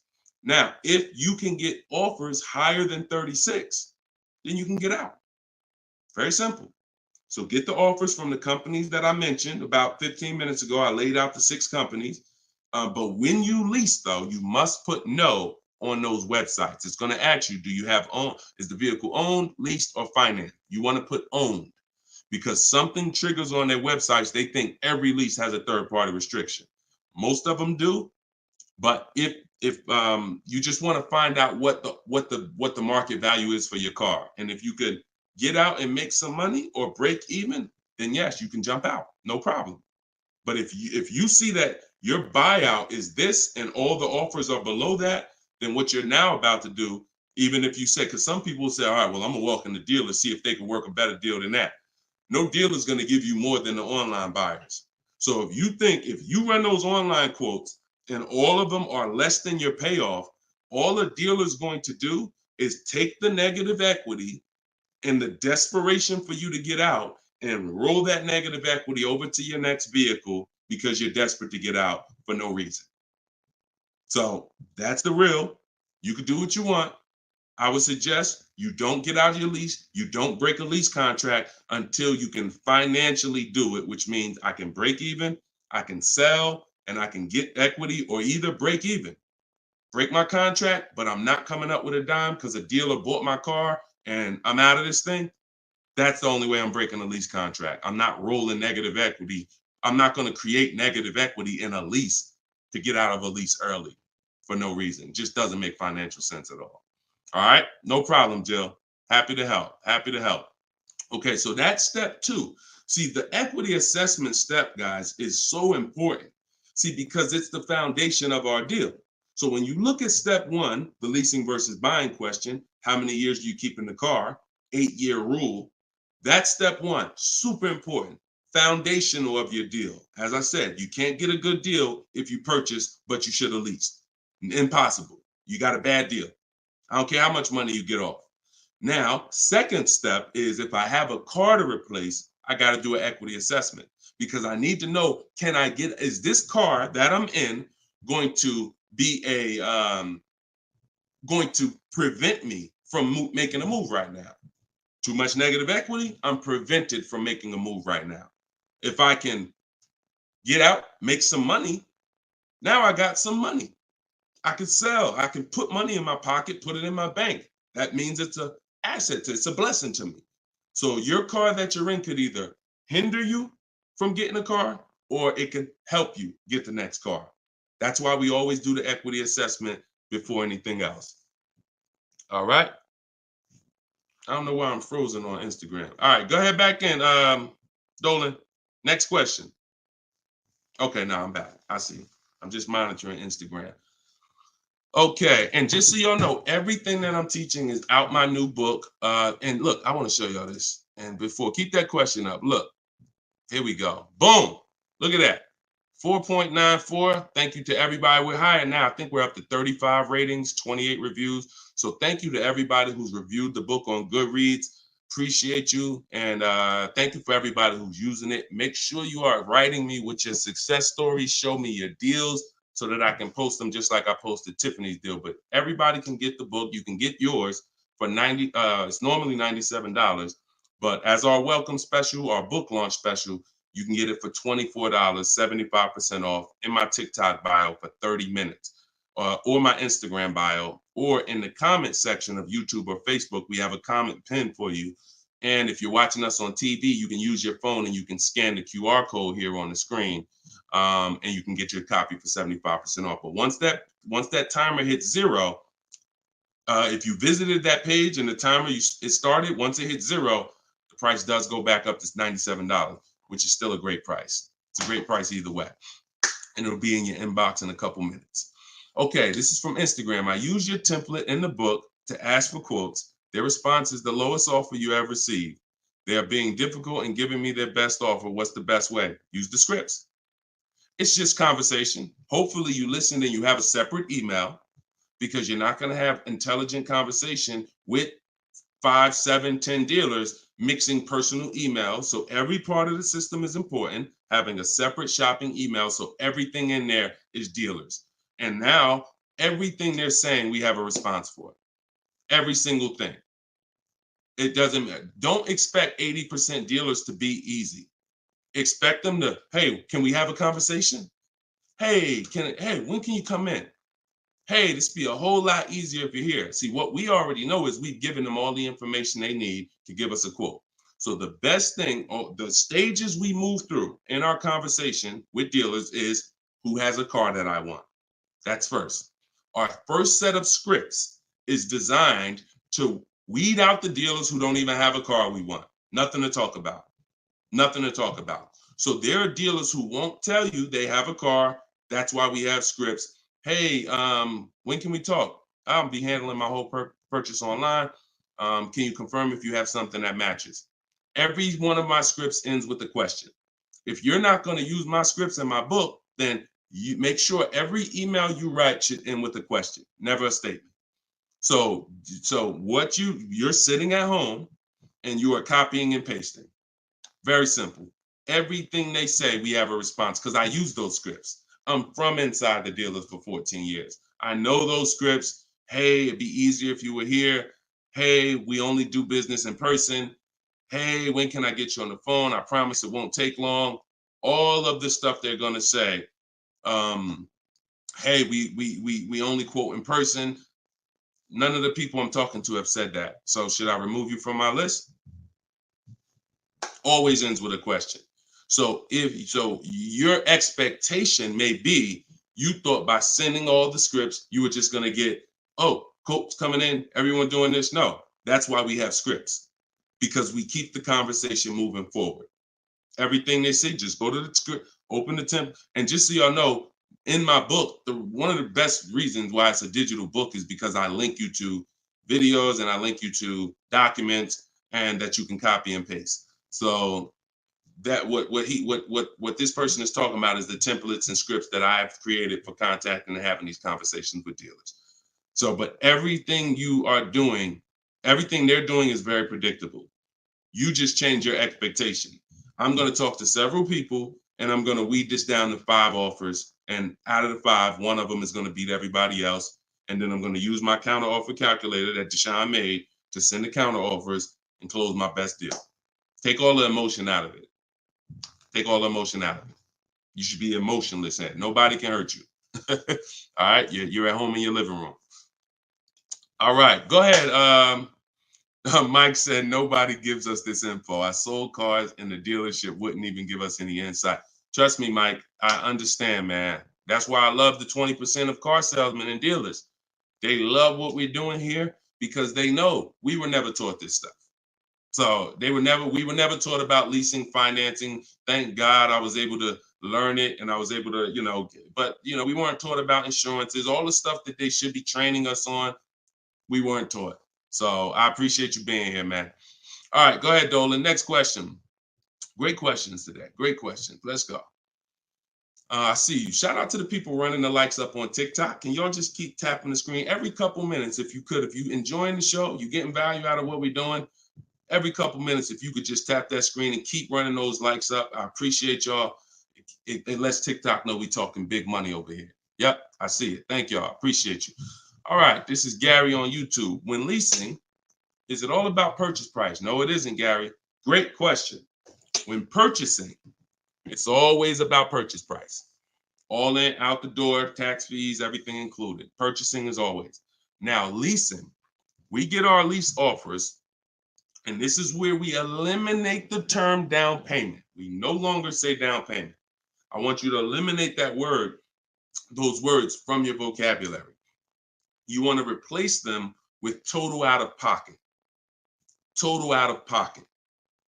So all of our lease offers we're going to get is following the 1% lease deal principle, which is, because some people, I know Judith still asks, oh, hold on one second. Hold on.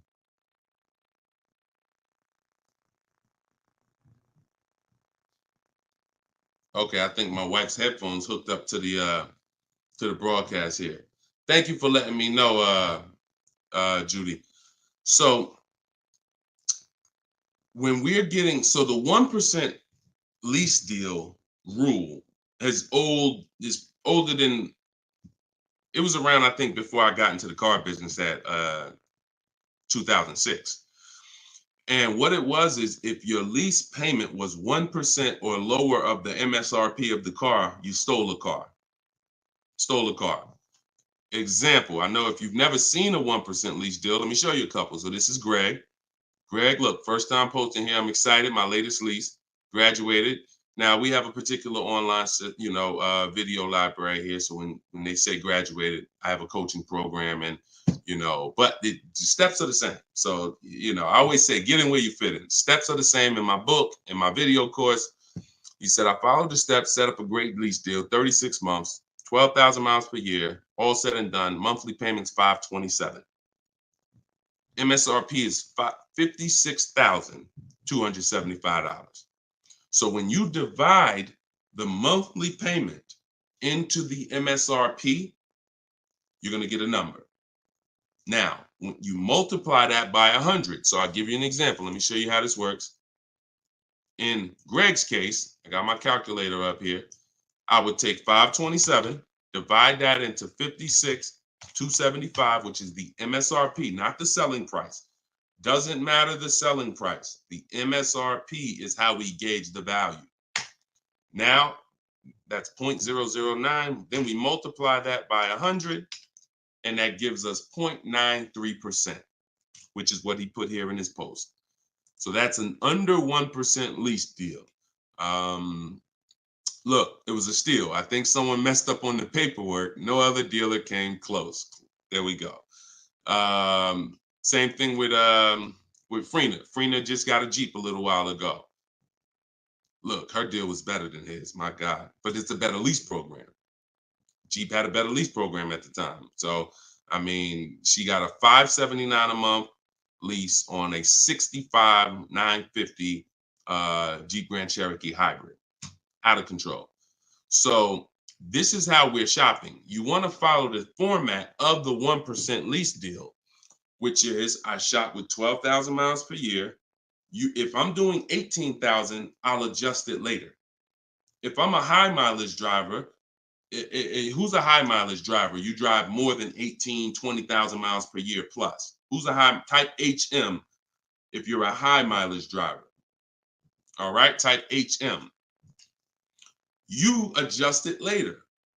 25,000 mile a year lease. You always shop with 12 because that's how we judge. I see you, Mr. Silver. That's how we judge. I see you, Ado Johnson. Or no, A.D. Johnson. Sorry. So still going to, this is still Gary's question. This is why we're not focused on the purchase price when we're shopping lease offers. We're focused on looking at the formula that we use to judge a great lease deal. And everything we do, I have 3 rules. 1% lease deal, I didn't make it up. That's a steal. In between 1% and 1.5%, that's a deal, because that's still better than a purchase. It's still great value. When you compare it to someone who's purchasing, they're paying tons more. Even somebody who didn't get a steal, because the lease program has to be there to get a steal. They got to want to give away these cars. They got to have great incentive, great, everything has to line up, stars in the moon, and then we get the dealer that's going to give us the biggest discount. If it's under 1%, that means the lease program was incredible. But a good lease program, great lease program, will still get you, when you shop your offers, in between 1% and 1.5%. So, you look at somebody like, I used, Charles. So Charles got a Palisade, very, very popular vehicle. He got 10 offers from home. His best offer was 1.23, $48,000 vehicle. He's paying $597 a month. Now that same $48,000 vehicle, and this, I'm about to hit on something that I said earlier, but I'm going to really bring it across home plate right now. It's impossible to get a great deal when you purchase what you should have leased. Because look, $48,000 Palisade, you guys know, we talked about it earlier, every $5,000 on a loan is about how much per month? Every $5,000 on a loan is about how much per month?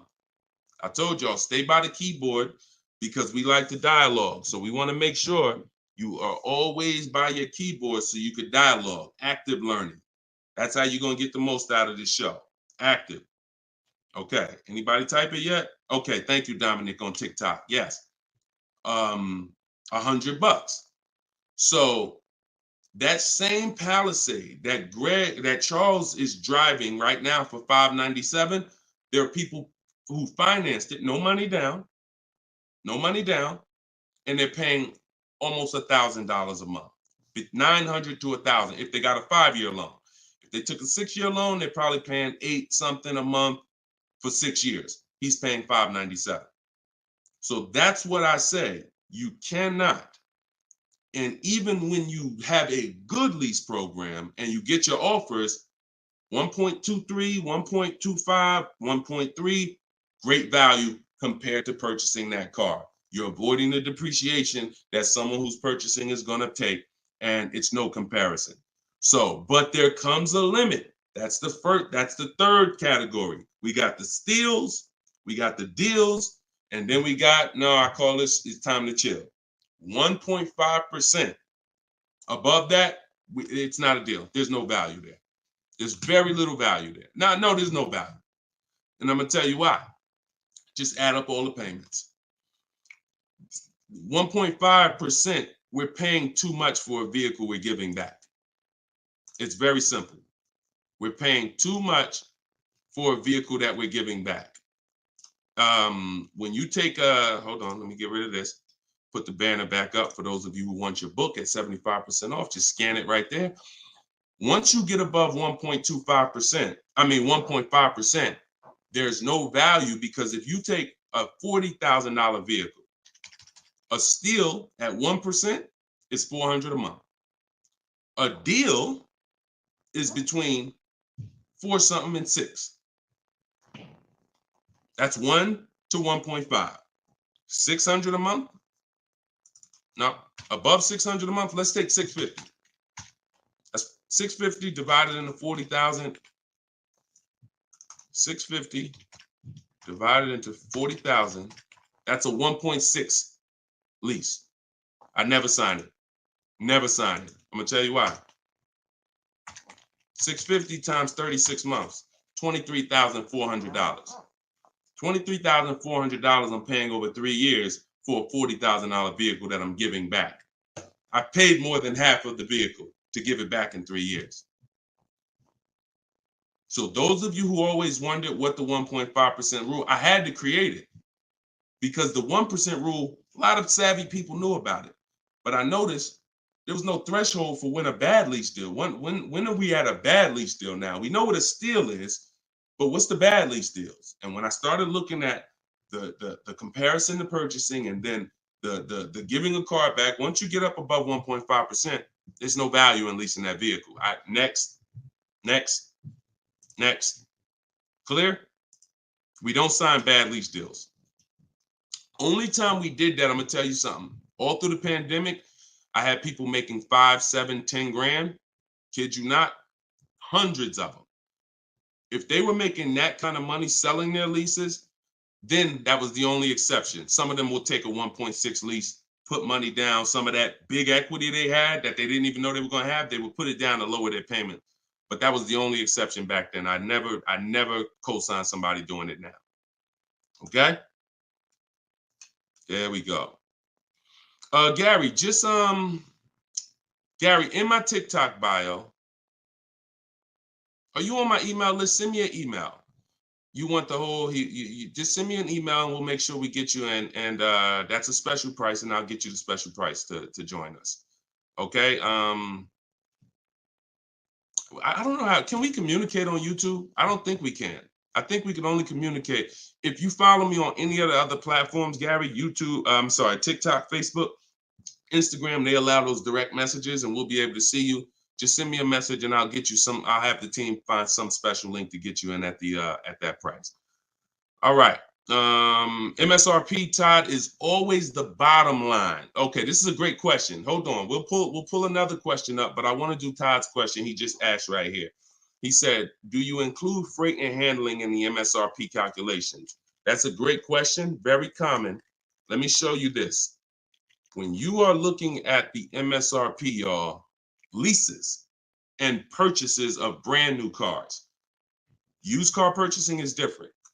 But when you're shopping, we're always shopping based on the MSRP. So let me show y'all this. I'm actually going to save a window sticker right now, and I'm going to bring it onto the show. Hold on. All right, so let me go here. Boom. Check this out. All right, here we go. Hold on. It's loading. Boom. All right, so here's a window sticker. Now, these numbers could be a little confusing. We want to go right there. Right there. Total MSRP is all we care about. Right there. Total MSRP. Because you do pay for destination to get the car from the factory to the dealership. That's included. Like that's we pay for that. So it's no problem. We need to know. You don't want to account for any of these numbers up here before the option. It's always the bottom line MSRP, total MSRP. Now, if you ever see an addendum next to a window sticker, you see a handwritten addendum or a typed addendum that takes this total MSRP and it gives some other stuff next to it, we pay no attention to that. And in my case, if you're using what I'm teaching you, you would never even be talking to that dealer about getting a quote until you got home. So even if you go, the only time we would actually even see that particular dealer, that particular window sticker, is if we showed up to test drive the car and that particular one that we test drove just so happened to have the addendum on it. That's the only time we'd even see it, quite honestly. It's no way, it's not even something, because we never talk numbers in the dealer. Your leverage is at home. Everything I'm teaching you is your leverage is at home. You can talk to multiple people from home. You can get bids from home. You can put people against each other from home. You're in control from home. You lose all of that sitting down at a car salesman's desk and going back and forth one-on-one. You can see the whole market at home. See, we get below market deals. I want you getting below market deals. There's no way for you to get below market deals without seeing enough offers to know the market. I can never sit down across a car salesman, across this table from a car salesman, and get a below market deal, because I don't know what the market is. I only know what your price is. And every single one of your competitors is going to offer me a different price. Some higher, some lower, depending on who you are. And so I can only expose that information by being at home. But yes, everything we are doing is always based on that total MSRP, and that's how we do our calculations. Okay, great question. If everybody's getting value out of the show, could you type some dollar signs? Just type a dollar sign if you're enjoying the show so far. So if whenever you see this show, if you see the banner above us, then this is a rebroadcast. But if there's no banner, then we're live. So you can ask your questions, but you can always make sure that I always want to make sure that you guys have access to the live shows so that you can use them. But even the rebroadcast, if you're sitting on watching the rebroadcast, you're going to get the same value pretty much as somebody here live, because somebody's going to ask the same question you had. I can almost guarantee it. So I'm glad. I see a lot of dollar signs. Perfect. I see a lot of dollar signs. If you haven't subscribed to us on YouTube, please subscribe so that you can keep in touch with what we're doing here. And certainly, good job. I'm happy everybody's getting value. Go ahead, Dolan. We got a few more minutes. Post another question. Great questions today. All right, this one's from Instagram. I haven't had any car leases on my credit before. How likely will I be able to lease an $80,000 car? I have great credit. If you got great credit and income, then you could go for it. Great credit and income, you could go for it. Whether you have the car. Now, I'm going to tell you something. Mercedes did not want to be people's first lease. So there are snooty brands out there. I cannot tell you because BMW may not be that way. Audi may not be that way. Range Rover may not be that way, because I think Chase does their leases. So, but when it comes to Mercedes, they didn't want to be your first lease. You really had to have some type of comparable credit. But if you have great credit and you have the income, then certainly I'd be going for a lease. No doubt about it. No doubt about it. Just like the chicken and the egg, you know what I mean? Like, which comes first? Or it's better is the job and the experience. Can't get a job without experience. You can't get experience without a job. So in this particular case, somebody has to be your first, lender, and most of them will. Yeah, most of them will. You know what I do too? One more thing. I have this in my book too.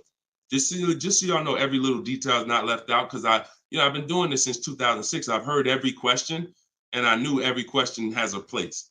What I do, if I'm you, is before I even shop for a car, if I don't know for sure, even with great credit, if I could get approved, I would call and I'd ask for the finance manager, and I'd tell him my situation. And I say, hey, look, you know what? I got a 740 credit score. I make this a year. I never leased before, but what do you think? And if a Mercedes finance manager would tell you, nah, it's probably not going to work with Mercedes. But someone else would say, nah, that's fine. So that way you don't even waste your time getting all your offers just to find out that this is one of the snooty leasing companies. All right. All right, there we go. All right, shoot the next one up, Dolan.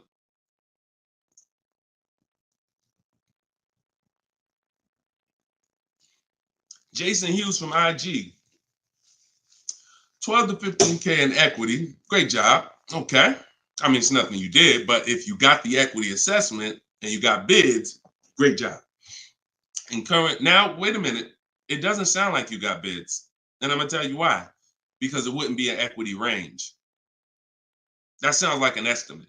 In fact, it doesn't sound like an estimate. It is an estimate. 12 to 15 is an estimate. When we get bids, when we do our equity assessment, we're getting bids and we're like, hey, I have $13,580 equity based on my highest offer from Driveway. See, get out of the ambiguity. Get out of the middle there. Let's get finite, definite numbers and stay out of these ranges and estimates, especially on things that take us 20 minutes to do. Call your bank, get your payoff, go online, CarMax, Driveway, Carvana, AutoNation, sell my car, Car Guru, sell my car, Kelly's Blue Book, instant cash offer. 20 minutes. Get your equity. 8 payments left, not keeping 8 years now, good time to lease. 100%. 100%. There's no benefit in waiting. Listen, that is the path for a lot of people, Jason. A lot of people are going to discover what we're doing here, teaching by the numbers, not by emotion. And they're going to realize that not leasing has cost me money. Should I wait or should I just transition now? There's no reason to wait. There's no reason to wait. The only thing that would make you wait when you do your equity assessment is you have too much negative equity, you can't get out. That's the only time. Or you have a credit situation where you need to actually get your smart car, get a car for 2 years, rebuild your credit, and then go lease. Anybody else, no benefit. I'd be leasing tomorrow because I had a friend of mine, he's a close friend of mine. He's actually in my program. You know, he uses our stuff. And he's like, he had a Kia Telluride. Well, he had an accident. Vehicle got totaled. Now, he said, now I know the 8-year rule, Deshone. I'm going to lease this next one. He gets his bids. Last week, he leased the Kia Telluride for under $500 a month. The same vehicle that he was paying hundreds of dollars every month for. More. Hundreds of dollars more per month. I don't know what his payment was, but I know what a Kia Telluride costs to purchase. A $45,000 Kia Telluride to purchase with no money down is $800-900 a month. So he's literally under $5, no money down, when he was just paying hundreds more than that. So you're in the same situation. No point in waiting. Transition to a great value lease. Get your offers. You wish you could. You wish you would have did it sooner. All right. Go ahead. Next question, Dolan. Car brands will no longer offer V6. Buy the lease. Let me talk about this question on TikTok. Not right now. Get the next one. Go ahead, Dolan. Put the one you're gonna put out. But get that question that this person just posted about car brands no longer offering V6s. Should he buy the lease? If you have one ready, though, put that one up. Deshone, will your book work for both lease and buy? Well, you know what? Let this person answer that for you because we just got this review. This book is outstanding. This is Barrett. And you can see all our reviews on goodreads.com.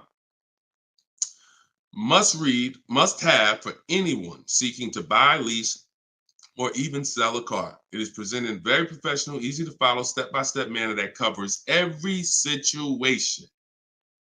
Every situation. Does your situation, Keith, fall under every?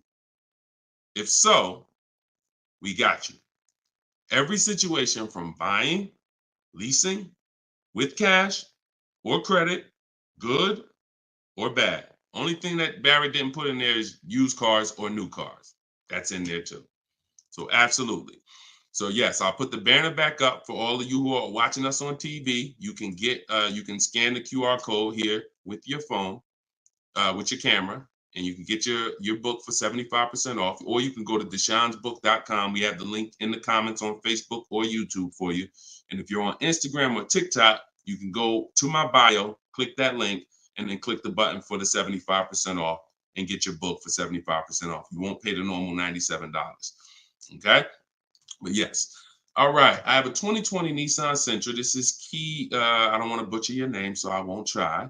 But from YouTube, I have a 2020 Nissan Sentra. Had it for 2 years. My miles are 64,000 highway miles. Okay. I know I don't have equity. I was told don't trade it in. Would be a bad decision. It's true. We don't trade cars in. We get bids. So you need to find out what your equity position is. See, many of you are finding out right now how important the equity assessment is. Whenever you have a current car, equity assessment. So when you call your bank, get your payoff, then you go and you get the offers, you're either going to be in a positive equity position or a negative equity position. Now, if you're in a negative equity position, there's three solutions for negative equity. 2 of them lead to a car, 1 of them doesn't. First is you get all your offers and you can pay the difference because these are the highest offers. So whenever the highest offers are these online bidders. They pay more than car dealers. In fact, 3 of them are car dealers that are bidding. So Kelly's Blue Book, Car Gurus, and AutoNation are car dealers bidding. CarMax, Driveway, Carvana are online marketplaces, used car marketplaces bidding. So you're getting a wide range of diverse offers from people who compete every day to buy cars. and they cut you a check right then and there. They do an hour. Both times I went to CarMax, me and my mother separately, we were out in an hour. I've had people who sold to Carvana, Kelly Blue Instant Cash Offer. They do their inspection. And then they bring you a check. So if you can pay, let's say you said you don't have equity. So if that's the case, then you may have negative equity, which means you might owe 30 and your highest offer is 28. Then I would come up with the 2,000 and I would pay the difference all day long because I'm still winning through a bid. My car's value is maximized through a bid. And if I don't get bids, I'm not maximizing my car's value. So now, second, when we can't pay the difference, then that means we must trade. This is the only scenario where we trade because you need now one part of the bidding strategy you can't do. So you're going to do the other part of the bidding strategy, which is now think about what car you want. Okay, I want a Toyota Camry. Now I'm going to get my bids. I'm going to get the lowest bid, the dealer that's going to sell me the car for the lowest amount, and then I'm going to purchase from them. But before I can purchase, now I need to bring my old car into the scenario and ask them, how much is my old car worth to you? Now that's the winning dealer. You need them to bring that loan because you need them to carry that negative equity you have and put it on top of your existing deal. So you cannot depend on, don't even think that they're going to pay the amounts you had over here. Oh, Driveway was offering me 29. Yeah, you could tell them that, but again, they're not going to be able to pay that. They can't beat all their competition on the bid and then beat all the online buyers on the bid. So that's why I say your first option is always to pay the difference. Because you can win with bids there, you maximize, and then you do a separate transaction, you can still keep them separate. But if you cannot get bid, if you can't pay the difference, your only option is you have to trade that car in, and then you're going to let the dealer who you buy the car from wrap the negative equity into the existing lease. It's hopefully it's a lease because there shouldn't be any reason you're trading that car unless you just want a lease. To buy another car, unless you're saying you're keeping it 8 years, which, like I said, most people, I've been doing this for years, they're going from a finance to a lease. Now, one more scenario. I told y'all, it's 3 ways out of negative equity. One leads to no car. You have too much negative equity and you cannot put it on top of the actual deal because banks have loan to value ratios.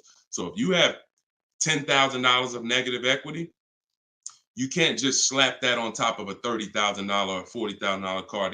It's going to be too much unless you put money down.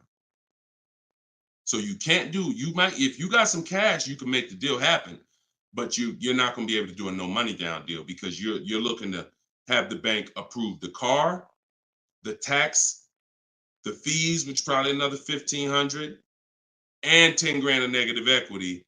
And then you want to find that's too much because the dealer has to go to the bank and say, we know this car is priced at 40, but we'd like you to lend this person 54. They're not going to do it. They might lend max 50. So the more negative equity you have, if it's too much, you're either going to have to bring some cash to the table to get the deal done. And if you have no cash, you got to wait. You got to pay down the car. It's the only option. That's why I say, know the cause of negative equity. It's usually because you haven't leased. 99, I could tell you the way out. I just gave you the way out. That's in my book, 3 strategies for negative equity. But when if you don't know the cause and you just turn around and get another purchase and you're not keeping it 8 years, you're going to be in negative equity again and again. And there's plenty of people, and some of you, maybe you, where you're like, dag, Deshone, that's me. Every time I go get a car, negative equity, negative equity, negative equity. It's like a vicious cycle. And the solution is you need to lease. What's causing that is you don't lease. So you're overpaying by thousands of dollars. All right. So Listen, y'all, we will be back. We like to do these shows twice a day. If you're on my email list, you'll get the notification. We like to get through as many questions as possible, keep this around an hour, 15 minutes. And so all of you, appreciate you coming. If you want every single thing I teach in one spot in a step-by-step format, that's my new digital book. It's called Cars from Home, 7 Steps to Saving Time, Money, and Avoiding Dealerships. And you can get yours for 75% off in the comment section on YouTube. We got a comment section that's pinned, deshonsbook.com. Same thing on TikTok. I'm the same thing on Facebook. But if you're on Instagram or TikTok, it's in my bio. There's a website right in my bio. Click it and grab your 75% off. You'll get it for $24 instead of the normal $97. Now, if you went there and that timer started, then certainly get there before it hits zero, because once it hits zero, you have to pay the 97, which is still a great price. So my goal for this book is to be the most valuable book financially that you've ever gotten. That is my goal. So use it. Write me with your success stories. Show me your deals when you pick up your cars. Write me, email me, Deshone, just like Tiffany did. I want all of you emailing me your deals so that I can share them on the show. All right. So we'll be back. We'll be back with the next show. This was episode 9. Thank you for coming, and I will see y'all on the next show. God bless you.